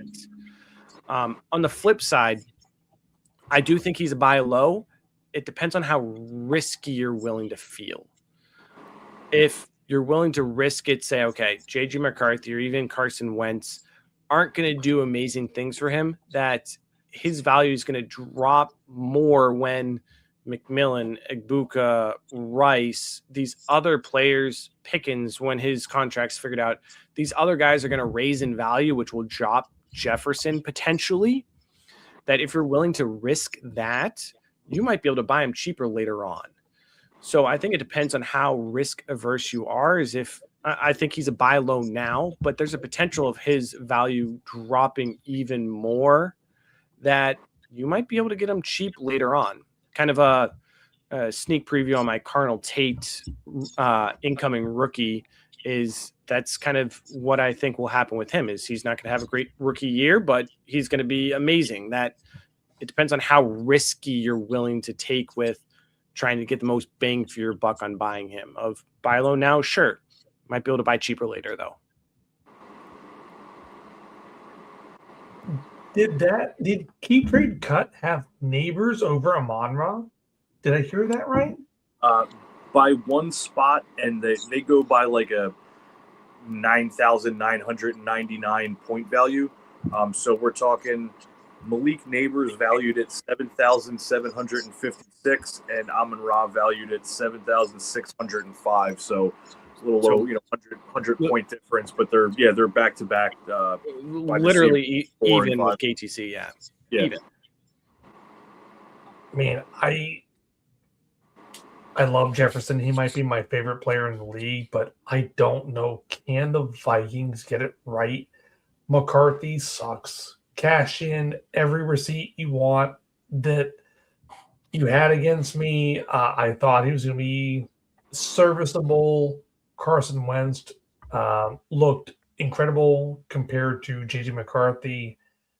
I don't know what the Vikings can do outside of signing someone in the offseason or hitting an absolute dart throw in the draft to get us, like there was Zach Rom or Zach Gordon said, like, this offense catered to veteran quarterbacks, but now the coaching staff has changed. I don't know how they can help or sustain Jefferson. Oh man, I think 7's perfect, but he might be closer to like 9, 10, 11. Yeah, I mean, you're right. You could definitely make a case for a lot of these guys that are younger than him, especially when you're talking dynasty. Age matters a lot for overall value. So, not that Jefferson's old; he's 26 currently. I'm not sure when he turns 27, but there's lots of players multiple years younger than him, that you could use that as the case to bump him down a couple spots from 7 and move a couple guys up. I like what you said, Zach, about he's almost a nicer buy low for a middle of the pack on the way up team, because sure, maybe we get another year of mediocrity from him with McCarthy or fill-in quarterback, but he's too good to hold down, and I'd assume that they would at least get somebody good in there within 2 years. And then if you can buy Justin Jefferson at wide receiver 7 through 12 prices, and you get 125 catch, 1,700 yard Justin Jefferson in a couple years again, then you win the lottery on that one. Obviously I wanted to touch on him because it's just fucking bananas that he's on this list and not the first page. Just in my 5-6 years of being really heavy in Dynasty, it was like Jefferson was like the asset. It was like he was the guy that you were just like, well, in a single quarterback league, there's Justin Jefferson is the automatic 101, and then just kind of build the list from there. So obviously very interesting and worth touching on there. Who's another guy that you guys think would be fun to talk about? Buy, sell, or hold on the KTC value on this list? Well, that's where I had some problems with graphics. Is my dyslexia kicked in. I completely botched the spelling of Quentin Johnston, so I was fixing that real quick and uploading. That's where it got a little screwy. I think he's a very interesting one on this list. He's someone for 2 years we thought was Christian Watson, like we talked before, couldn't catch the ball. Now he had the highest points per game on the Chargers offense. Ladd McConkey took a huge step back. That he's a very interesting one to tell a value of where Quentin Johnston is. Like, I still like Ladd McConkey. I think he's going to bounce back. Keenan Allen's going to either retire or not get as many targets. Like, I love Ladd McConkey and Trey Harris in that Chargers offense. I think Trey Harris is going to be year 3 breakout, so wait another year, but I think Ladd will bounce back. Quentin Johnston is going to be a very, very interesting one going into the last year of his contract to see what the hell goes on with him, or if the Chargers move, again, if Keenan Allen comes back, what happens there. But Quentin Johnston's an interesting one. Well, this is perfect because we can talk about QJ and Ladd in the same discussion here. So as far as their keep trade cut value and where you guys see them as a buy, sell, or hold, you've got Ladd down at wide receiver 17 right now, and QJ listed as wide receiver 40. So to me, they're both buys at that price, because I'm pretty confident Keenan Allen's done. They got him that record of all-time Chargers pass catcher. I believe he said he broke that record this year. He doesn't have a ton left to play for. I think Keenan Allen moves on. And I think they've got enough needs that they're not going to draft another wide receiver. Obviously, they got Harris to step into that wide receiver 3 role if Allen is done. So I don't see them doing anything at wide receiver, even if Allen leaves. They also have Gadsden, a nice up-and-coming pass-catching tight end. So I would assume that, barring something crazy, Ladd and QJ are just absolutely locked into the 1-2 role there this year. We've got Mike McDaniel coming in, hype train, woo woo, fucking. I think I look at Ladd at wide receiver 17 as a buy, and QJ as wide receiver 40 also as a buy. I'm happy to pay those prices. I've always been, not that Ladd's been around for a long time, but I've always just been a little bit higher on Ladd than most. As soon as I saw what he could do, he just has that. Not just because he's smaller and white, but he just looks like Wes Welker with Tom Brady out there, man. He just gets fucking open, and he just has that vibe with Herbert when they're in a 2-minute drill or they just need to make something happen. He can just get him the ball, and obviously it was a big step back from the hype rookie year, but in the few games that Ladd did have nice games this year, he looked exactly like he looked his rookie year. He was just getting open, getting yards after the catch, just making shit happen. So I think Ladd's a very strong bounce back candidate. I have a lot of shares of him. I'll probably try to acquire some more this offseason. And yeah, man, I dig QJ for he stepped up this year. He showed us that he can play. He doesn't have a ton of pressure on him with Ladd out there in front of him. And I'll buy at those prices, man. Wide receiver 40 is cheap.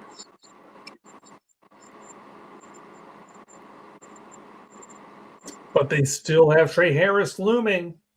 There's still Trey Harris. There's still any passes thrown to the backfield with Hampton or Vidal or a free agent or a Lambert Smith, the late round pick or undrafted free agent.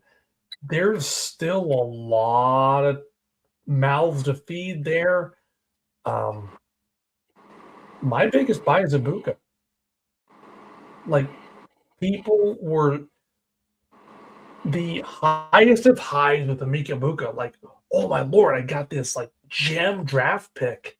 And then the lowest of lows when he kind of came back down to earth, and everybody's thinking that Mike Evans and Chris Godwin are in their early 20s. No, they're not. Evans is a free agent. Godwin is in his 30s. Ibuka could be the Bucs wide receiver 1 next year via retirement, free agency, trade. Ibuka is a screaming value at 36. All you have to do is pitch Ibuka, it was just like a hot start, flash in the pan. He can't sustain that pace he had. I think Ibuka is the biggest name at this point of the season where people are still fading him and thinking and hoping, Evans and Godwin will be back for sure. That's not a guarantee. Ibuka is my biggest buy from this list. Well, no, he's not wide receiver 36 in value. This is points per game finished. He's, as far as where he's valued, his keep trade cut value is wide receiver 12, even after getting faded. So now if you think he's a glaring buy at wide receiver 12, you certainly can feel that way. But he's not. He's a lot more expensive than wide receiver 36. This is just his points per game finish. Yeah. For the Quentin Johnson Ladd, I think it's going to be hard to buy them low in the extent of I don't think the keep trade cut value has caught up in the extent of bringing Mike McDaniels into that as the offensive coordinator. I think people's mindsets versus on KTC, how it's going to be, I think it's going to be very difficult to buy any one on that Chargers offense. So I think while, that's I would love to buy either of them at what their current wide receiver value is on keep trade cut. I would expect it's going to be very difficult to get it at that actual value. I think it'll be a chunk higher, kind of probably where we expect them to be. But again, if I could get Ladd for wide receiver 17 prices, I'm doing that every day. If I can get Quentin Johnston to throw my flex at wide receiver 40 prices, I'm doing that every day, especially with the bump in that offense that might happen. I think there were so many targets on the field that when Keenan Allen goes, these other guys will be so much more consistent. And I think that's going to be huge for them. And similar thing with Emeka Ibuka. I think there's kind of two factors in his value, mentioning, seeing him as points per game as wide receiver 36. I mean, he's fluctuated between wide receiver 8 and 13 on keep trade cut. Again, currently at wide receiver 12. I even think that's a little high. I'll have to dig it up and I might share it in a future episode, but I had someone share with me, it's a ESPN statistic about, it shows different ratings per wide receiver, where it shows their ability to get yards after the catch, their hands to be able to catch the ball, and their openness rating about how at the point of the ball being thrown, whether the ball is being thrown at them or not, how open is that wide receiver at that point of the throw to show how good they are at that route separation. And let's just say Igbuka left a lot to be desired in actually getting open. And that's kind of where his decline happened in the last part of the season is when you're talking about someone who came on that hot in the first 5-6 games, and then teams figured out how to defend him. Again, that Godwin and Evans injury kind of factored in, but if they're not there next year, you see that same thing. You can't say, oh, they're gone, he's going to go up. Well, we saw them gone, and he still didn't do great. Granted, you could say that the Bucky Irvin thing caused a lot of ups and downs in that offense of, oh, he's going to play. No, he's not. Oh, he's going to it caused it to be a very a rickety situation of up and down every week. And I'm sure that had a lot to do on that, the mentality of the actual players and coaches.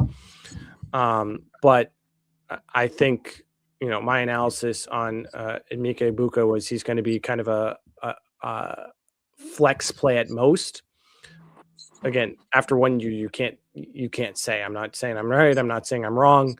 I thought I was wrong after the first 5 games. I'm feeling more right now, but I think I think I'm not buying him at wide receiver 12 prices with such volatility we've seen both with the Bucks as well as in his play, because I think wide receiver 12 is towards his ceiling. If you think he can get into that wide receiver 5 range in dynasty value, buy him. But I think 12 to 20 is where he's going to sit for the next 3 to 5 years.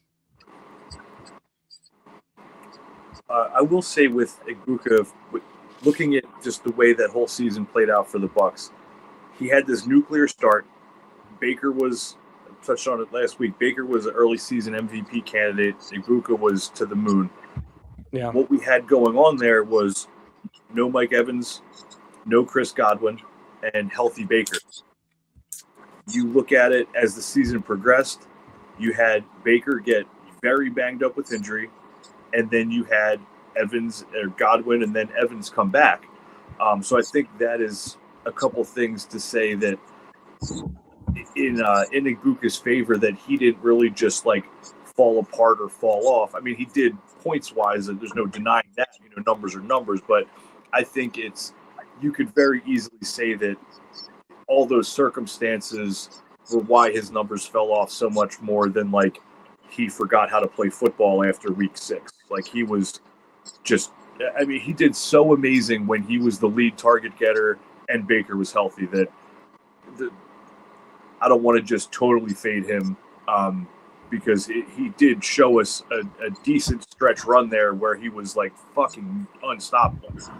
So if he ends up in a scenario like that again with the Bucks where Baker's healthy, maybe Evans leaves, maybe Godwin leaves, maybe one or both of them get hurt again, we could be looking at another run where Egbuka is just absolutely on fire and he's right back up into that top 5 dynasty value where he was sitting early in the season. So I don't want to just totally fade him, but he had some shit working against him once those numbers started falling off. I want to clarify something you said there of when Godwin and Evans came back, Egbuka's numbers went down. It was the opposite. Evans played the first 3 games and then was injured till week 13, 14. Godwin came back for week 4 and 5 and then was injured through week 12. So Egbuka didn't have Godwin or Evans from week 6 to 11 on. He was the only main wide receiver. Granted, that kind of coincides a little. I think around week 6 or 7, he got injured a little. But week 6 to 10, Egbuka didn't have Godwin or Evans. And we saw one good game against the Patriots. And in PPR, otherwise didn't break 10 points. Granted, again, he had a little bit of an injury. Did they rush him back because they didn't really have wide receivers? But his drop in production coincided with Evans and Godwin being out rather than them coming back. So that's granted, again, that could coincide with his injury some too. So take that with a grain of salt. But it was kind of that also is a factor to take into account. If there's so much injury on the wide receiver front, as well as Bucky Irvin, that they might not have been able to get in a good rhythm for that offense to really do well, for them to succeed too. So there's kind of 2 sides of the coin there.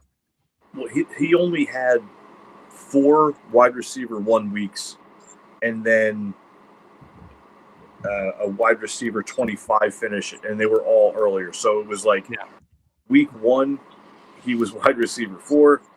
Week 3, he was 25. Weeks 4 and 5, he was wide receiver 11 and wide receiver 1, which I'm sure that was where his value absolutely maxed out. Oh, yeah. And it was like wide receiver 70, 33, 55 bye week, and then he had wide receiver 3 after his bye, and then he did nothing from week 11 on. So how that coincides with Evans' availability and Godwin's availability, I think it's the main thing was by week 8, 9, 10, Baker was just a complete shell of himself, and Evans was back, or Godwin, or whatever the case. I think the Bucs organization really just went to shit along with Baker's health.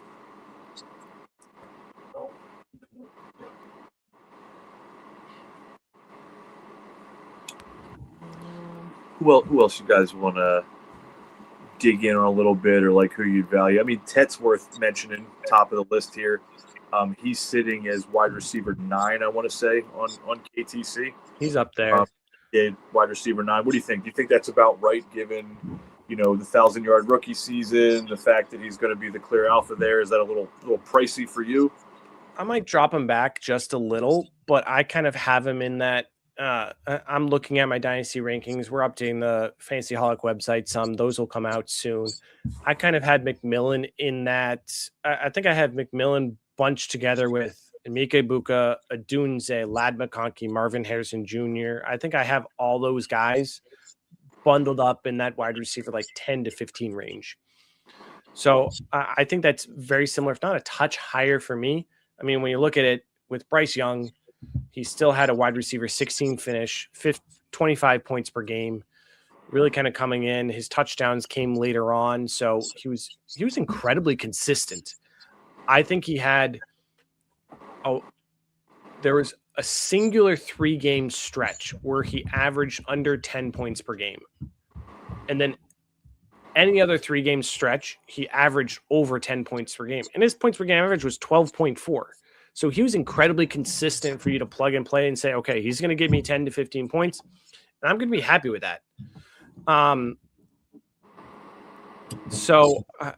Again, I think if the Panthers get another wide receiver, take some heat off him, actually let Bryce Young sling it. They have Jalen Coker. They have Jalen Coker. Come on, man. Maybe. I think that 10 to 15 range right now is a happy sweet spot. I think it'll drop back a little just because I think KTC is kind of not giving the players under him the right weight, but I think that's good. I think that's about right. After a rookie season of finishing at, wide receiver 16, 25 points per game, that's right around what I expected. And I had him in that 10 to 15 range, or maybe a little lower than that to start. I like it. Yeah, I agree with the players that you had them bundled in there with. They're all, pick your poison. Pick the one you prefer. I don't think you're right or wrong to put one over the other. It's definitely a good list. Tet, I think I've referred to Tet as Floor McMillan at one point this year in one of our podcasts, because I was using him in my flex in my league of record every week, and it was every week I was getting 10, 11, 12, 13, 9, 10. Like it was very, he wasn't killing me, but he wasn't winning me weeks. He did have a couple boom games, but for the most part, he was just like, okay, I've got 10 or 11 points in my flex, and I can, win the week elsewhere. So yeah, I mean, he's certainly an interesting guy. I think his age, his youth, his draft capital will probably push him up maybe to a point where I don't want to spend the price tag of him. But we'll see what happens. The two biggest names that came up that weren't on the list in our Josh Downs and Jaden Higgins. Downs obviously hinges on a quarterback play in Indianapolis next year. Jaden Higgins was coming on strong, and if Nico Collins can't stay healthy, Higgins is going to be a phenomenal buy. If you can flex on the points per game, like if Stroud isn't playing well, Higgins might be like a alpha in the rough. He looked really good all year. He looked very polished for a rookie receiver. Yeah, I definitely like Jaden Higgins. I think he really started turning it on, really coming into their own, especially with Stroud having such a down year. I mean, it's a second down year in a row. We'll see what actually happens with him. He might not be good. Eh, He might not be good. It's a good question. So, yeah, Jaden Higgins, I like. I definitely like him above some of the other guys here. I mean, the two other names that are on the top 30 wide receivers for keep trade cut that aren't on this list would be Travis Hunter and Jordan Addison. Oh man, that those guys didn't make the top 48 points per game. Travis Hunter was an awkward situation of he was, offense and defense trying to figure out. That's when the Jaguars offense didn't quite click, and then he got injured, and the Jaguars offense finally hit their own. Now they have Jacoby Myers they traded for an extended, and you have Parker Washington on another year. That it's going to be very interesting to see what happens on the offensive side of the ball for Travis Hunter. Then Jordan Addison, I think, is very similar to Justin Jefferson, where he's got the value, but you got to wait a year or two, which you hate to do in Dynasty, to really see what's going to happen with him. Just because if Justin Jefferson isn't getting the ball, Addison's not getting the ball. But Addison had like more off-field issues, the quarterback uncertainty. Like Addison's dropping really fast for me. Like I don't want to be caught holding that cold potato. Like I really liked Addison, the talent, the situation, and he's done nothing right lately. And neither have the Vikings. So yeah, I've always been a fan of Addison because he's never really been that expensive, and I do like the talent, and he seems to have a bit of a nose for the end zone. But while they're still in quarterback limbo, I don't want to pay wide receiver 30 or 28 prices for Addison. Now, I think despite that being his value on keep trade cut, if you find dynasty managers that have rostered Addison this whole time, and now we're still in this weird limbo state with the quarterback, I think you could probably trade for him notably cheaper than wide receiver 28.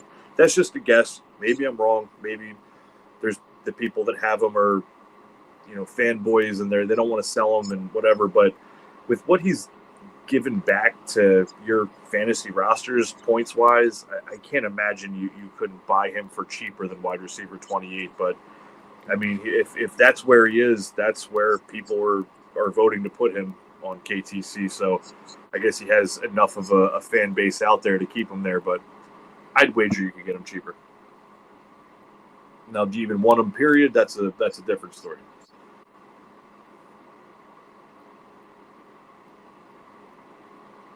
I mean, man. So I think maybe one last one we could hit on to kind of end at that 2-hour mark like we like to is Brian Thomas Jr. He's listed as wide receiver 19 currently with KTC, given his what can really only be called just a disaster year with where he was valued and where he was drafted in redraft and where he was going in startups and just the hype that he had and the great rookie season that he had. So how do you guys feel about BTJ at 19 overall in Dynasty? Is that a little low, a little high, just right?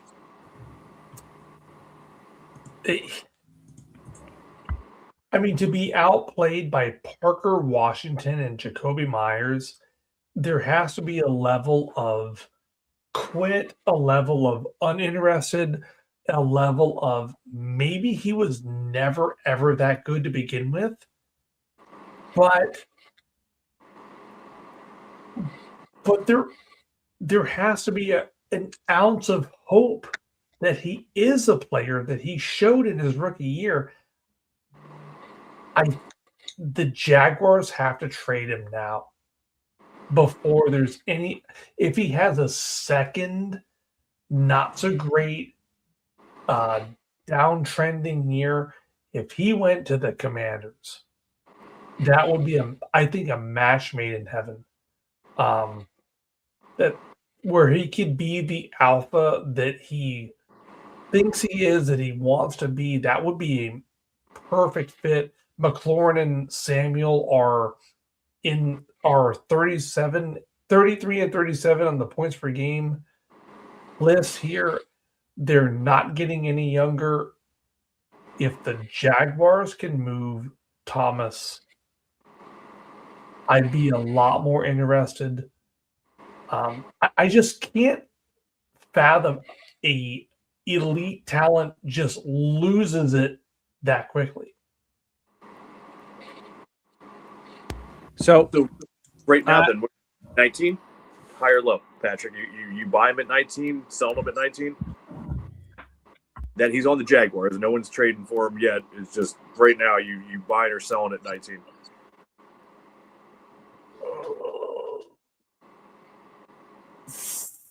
Sell.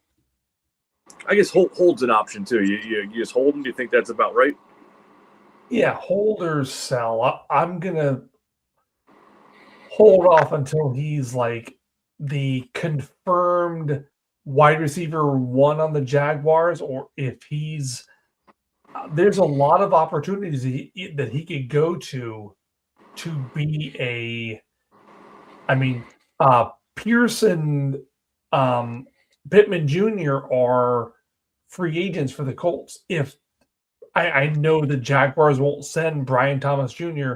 in the division, there's a lot of what if Brian Thomas goes to the Bears or the Commanders or the Eagles? There's a lot of opportunity where Brian Thomas just skyrockets. And if he could get in on the ground floor, I'll move some appealing assets for Thomas. Maybe I'm a glutton for punishment. I can't think that a player that showed so much promise so early forgot how to play or quit or gave up. I have an ounce of hope for Thomas still. The problem is if he gets traded to the Bills or the Patriots or one of these cool scenarios, his price is going way the fuck up for wide receiver 19. So it's kind of like you kind of buy him or sell him on today's price. So Brian Thomas is one that I was very interested in trying to figure out what happened with him. I have my wide receiver model trying to see, okay, he had a great year. He sucked so hard this year. What happened? What looked into it? And I think his rookie year was a little bit of an anomaly just with Trevor Lawrence, with that offense. I'm going to name a few names that I'm going to explain how in a category I'm grouping Brian Thomas Jr. in. Jackson Smith and Njigba, Drake London, George Pickens, Michael Pittman, T. Higgins, Nico Collins. Good names. These are all players with indicators coming out of college for a second or third year breakout. Most third year. And when you look at them, JSN and Pittman were only ones who had a second year breakout. JSN wide receiver 9, Pittman wide receiver 17 finish. All of them but Pickens had a wide receiver or had a year 3 breakout. But when you look at Pickens' third year, that was a crapshoot in Pittsburgh, and Pickens broke out year 4. Brian Thomas Jr. is the only one who broke out year 1 out of that entire list. And all of them have these indicators pointing towards that year 3 breakout. So in that extent, I think that Jaguars offense is going to kind of pull it together. And while, you extend Myers, Parker Washington's doing well, I think Travis Hunter is going to go more towards the defensive side. I think Brian Thomas Jr., I have him, I think, in that 15 to 20 range. if he's someone that someone is going to try and sell a little lower on, thinking Travis Hunter's coming back, there's rumors Parker Washington's going to get extended. Like if that happens, I'm buying Brian Thomas Jr. He's a hold or a buy for me right now. I expect kind of that breakout, him to get back into that wide receiver 15, 20 finish range. I think this is a great time to kind of look at him if someone's frustrated with him, someone couldn't trust him, they're looking to re-roll or get someone a little different. Like, go and get you some Brian Thomas Jr. I don't think you're going to regret it. I think he's going to kind of pull it off this next year. Yeah, man. And I asked the question, but I didn't really say where I'm at on him. I'd agree that he's a hold in the few spots that I have him in, and he's probably worth a buy just on the fact that if he does get traded, and I don't know if that's going to happen, trades of huge value assets like that, recent first round picks, they just don't happen in the NFL the way that they happen across other leagues. Now it does happen. We saw AJ Brown get traded for a first round pick. We've seen some Treylon Burks, but it's not common or frequent by any means. It's super rare, quite honestly. So I think in the most likely scenario, he's just back on the Jags here in a fairly crowded pass catcher room with Parker Washington and Myers there, who both showed that they can play better than him this year. Trevor Lawrence had his best season by 3 miles and did not involve Brian Thomas Jr. doing better than Jacoby Myers and Parker Washington. But I agree, man. He's either a hold or even a buy if you can get him. You got to feel like people that had him and suffered through this season with him, especially if they were drafting a startup team at the start of this year, they paid out the ass to get Brian Thomas Jr., and he got them wide receiver 47 per game return on investment. Those guys are probably worth targeting to buy Brian Thomas from, because they're probably like, shit, I'll take that, late first or 2 seconds for him, or an older wide receiver or something that, yeah, man, I think you could.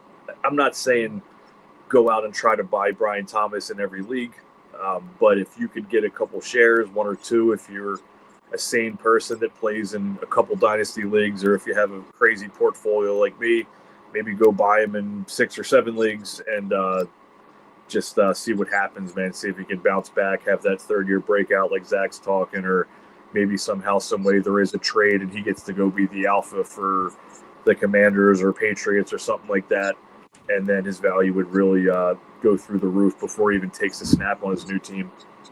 So, interesting question to follow up on this that came up. Better dynasty stash than with what we're talking about, Brian Thomas Jr. or Luther Burden? It's a very, very good question.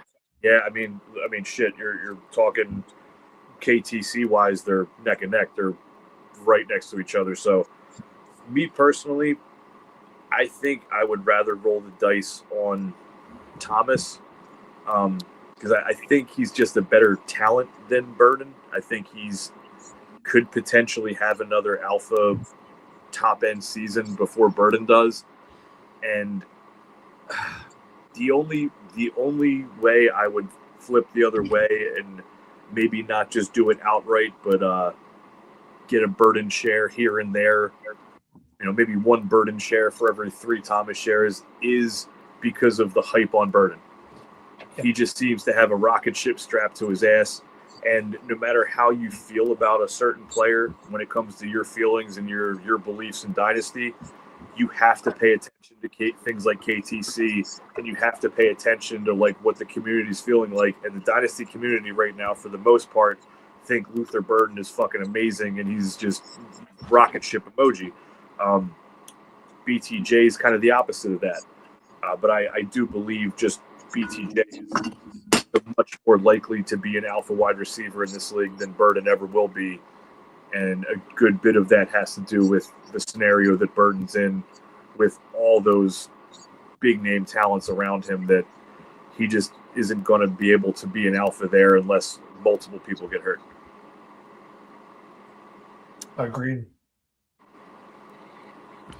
I would agree with that. I think when you're looking at the road to wide receiver 1 status between Brian Thomas Jr. and Burden is that it is so much easier for Brian Thomas Jr. to hit that. I mean, you have Jacoby Myers, you have Parker Washington. He's got a bypass, which, I mean, when you're looking at them, they're slightly older wide receivers.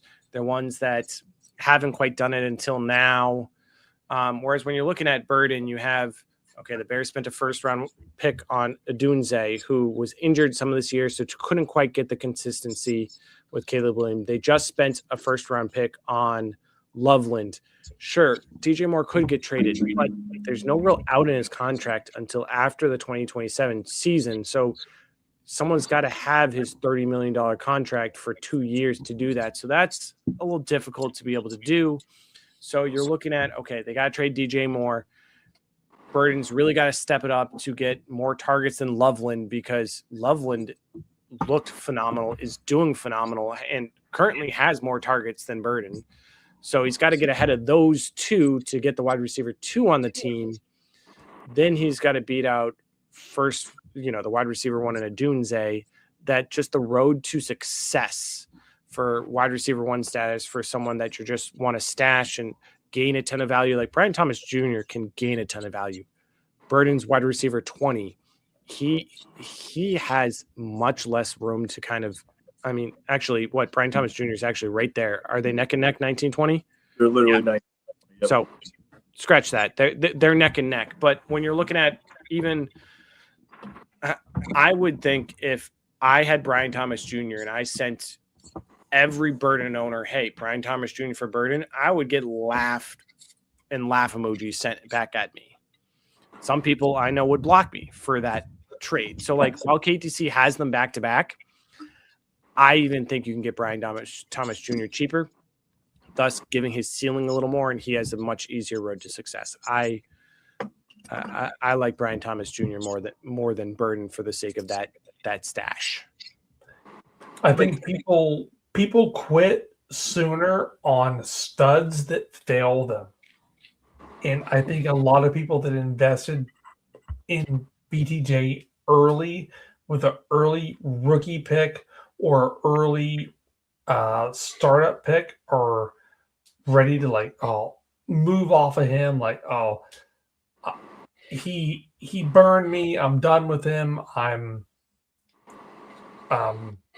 They're ready to move off of him earlier and cheaper than any other point in his career.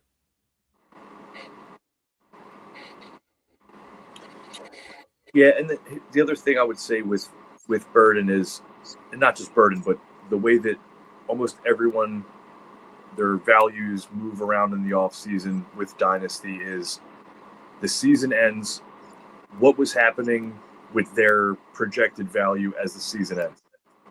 Luther Burden was to the moon as the season ends, and guess what? Now we have this 7-8 month window of nothing other than just speculation and podcasts and talking shit and watching a rookie draft and then talking more shit and everything is just like, oh well, remember Luther Burden, man, he was kicking ass, he was tearing it up. Now again, he wasn't really, he had 2 fucking good games, but he ended on such a high note. Everyone just remembers the end of the season.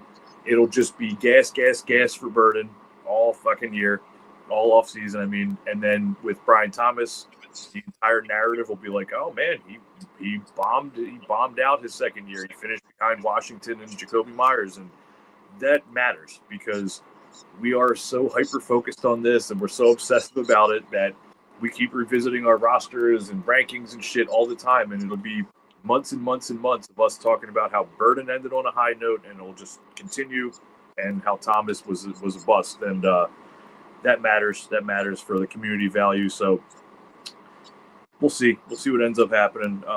We'll try to put a bookmark on this. Let's say we're calling KTC has BTJ and Burden here at wide receiver 19 and 20 as of the week of the Super Bowl.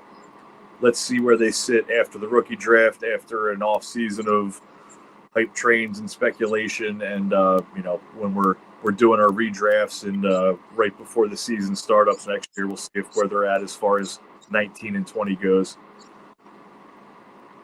Yeah, and even when you look at playoffs too for Burden, like you say, oh, Burden in 2 playoff games had 14 targets. That's great. Playoffs. DJ Moore had 15 targets.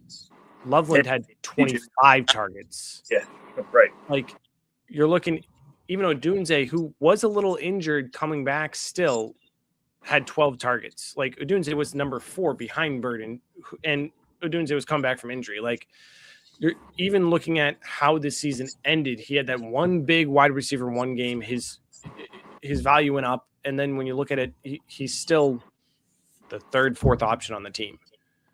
So Brian Thomas Jr. has that easier road to success. Also, the fact that we had someone ask a question at the 2 hours and 5 minute mark. Thank you. Absolutely amazing. I just assume we're talking to ourselves once we go over 2 hours, but that's fucking awesome. Yeah. Love that question. Absolutely. We'll take and talk as much for questions now and in the future that you may have. And it was a top tier question as well. Absolutely. Man, well, I think I got to call it a tap at 2 hours, 11 minutes, boys. Yeah. Absolutely great. Great shooting the breeze with everyone. Awesome, man. Well, it's always a blast. We'll come at you with some more sweet content on Tuesday, and some Super Bowl fallout. Yeah, we'll see what happens with that Super Bowl, man. I got no dog in the fight, so even though I picked the Seahawks, I'd like to see the Pats win for my boy here. We can't have these second graders in New England not knowing what a Super Bowl is like. Exactly, and I mean, if they don't win, and we'll see if I'm here next week. Yeah, kidding. I'll be here no matter what. I'll hold my take. I'll keep me to my take of Patriots winning no matter what happens, and we'll have a great time talking next week about that. We'll start diving into rookies. We'll talk about rookies some, and then we'll take a little break and then talk about them post combine. Maybe we'll have a few guests coming on. We're going to keep going strong this entire off season for all y'all. That's right. Rookies, Dynasty Talk, updating rankings all the time. Then we'll bring up, I'm kind of shocking to me. I never really brought KTC up over all these episodes we've done, but especially in the off season for like Dynasty Value, it's just such a fun resource to look at, just to whether you believe in it or not, or you care about it or not, you can't deny that it's just such a good source of like constantly updating what everybody else out there is thinking about all these players. So we'll definitely keep touching on that, keep tabs on that, see where where some potential buys and sells really lie, because my experience playing in all these leagues I play in, you can really quote that and use that. And, if you see somebody's falling that you want to buy, you can buy them low. And if you see that somebody like Luther Burden, for example, is way higher than you think they should be, you can go ahead and sell them for, a value that you like. So, yeah. Man. And the Fantasy Holic website is going to facelift this offseason. It'll be coming out soon. It'll include dynasty rankings. It'll include stats pages, podcast info, all some amazing stuff. So that might even be a good one to look at, is looking at our rankings versus KTC and see if there's something different for you to know who you might want to buy or sell and such. So that's look for that coming out in the next couple weeks. It's a perfect time to do it as we're going into off season, but we'll be keeping strong here. Join us every week. Awesome, man. Catch you next Tuesday. Thanks for tuning in.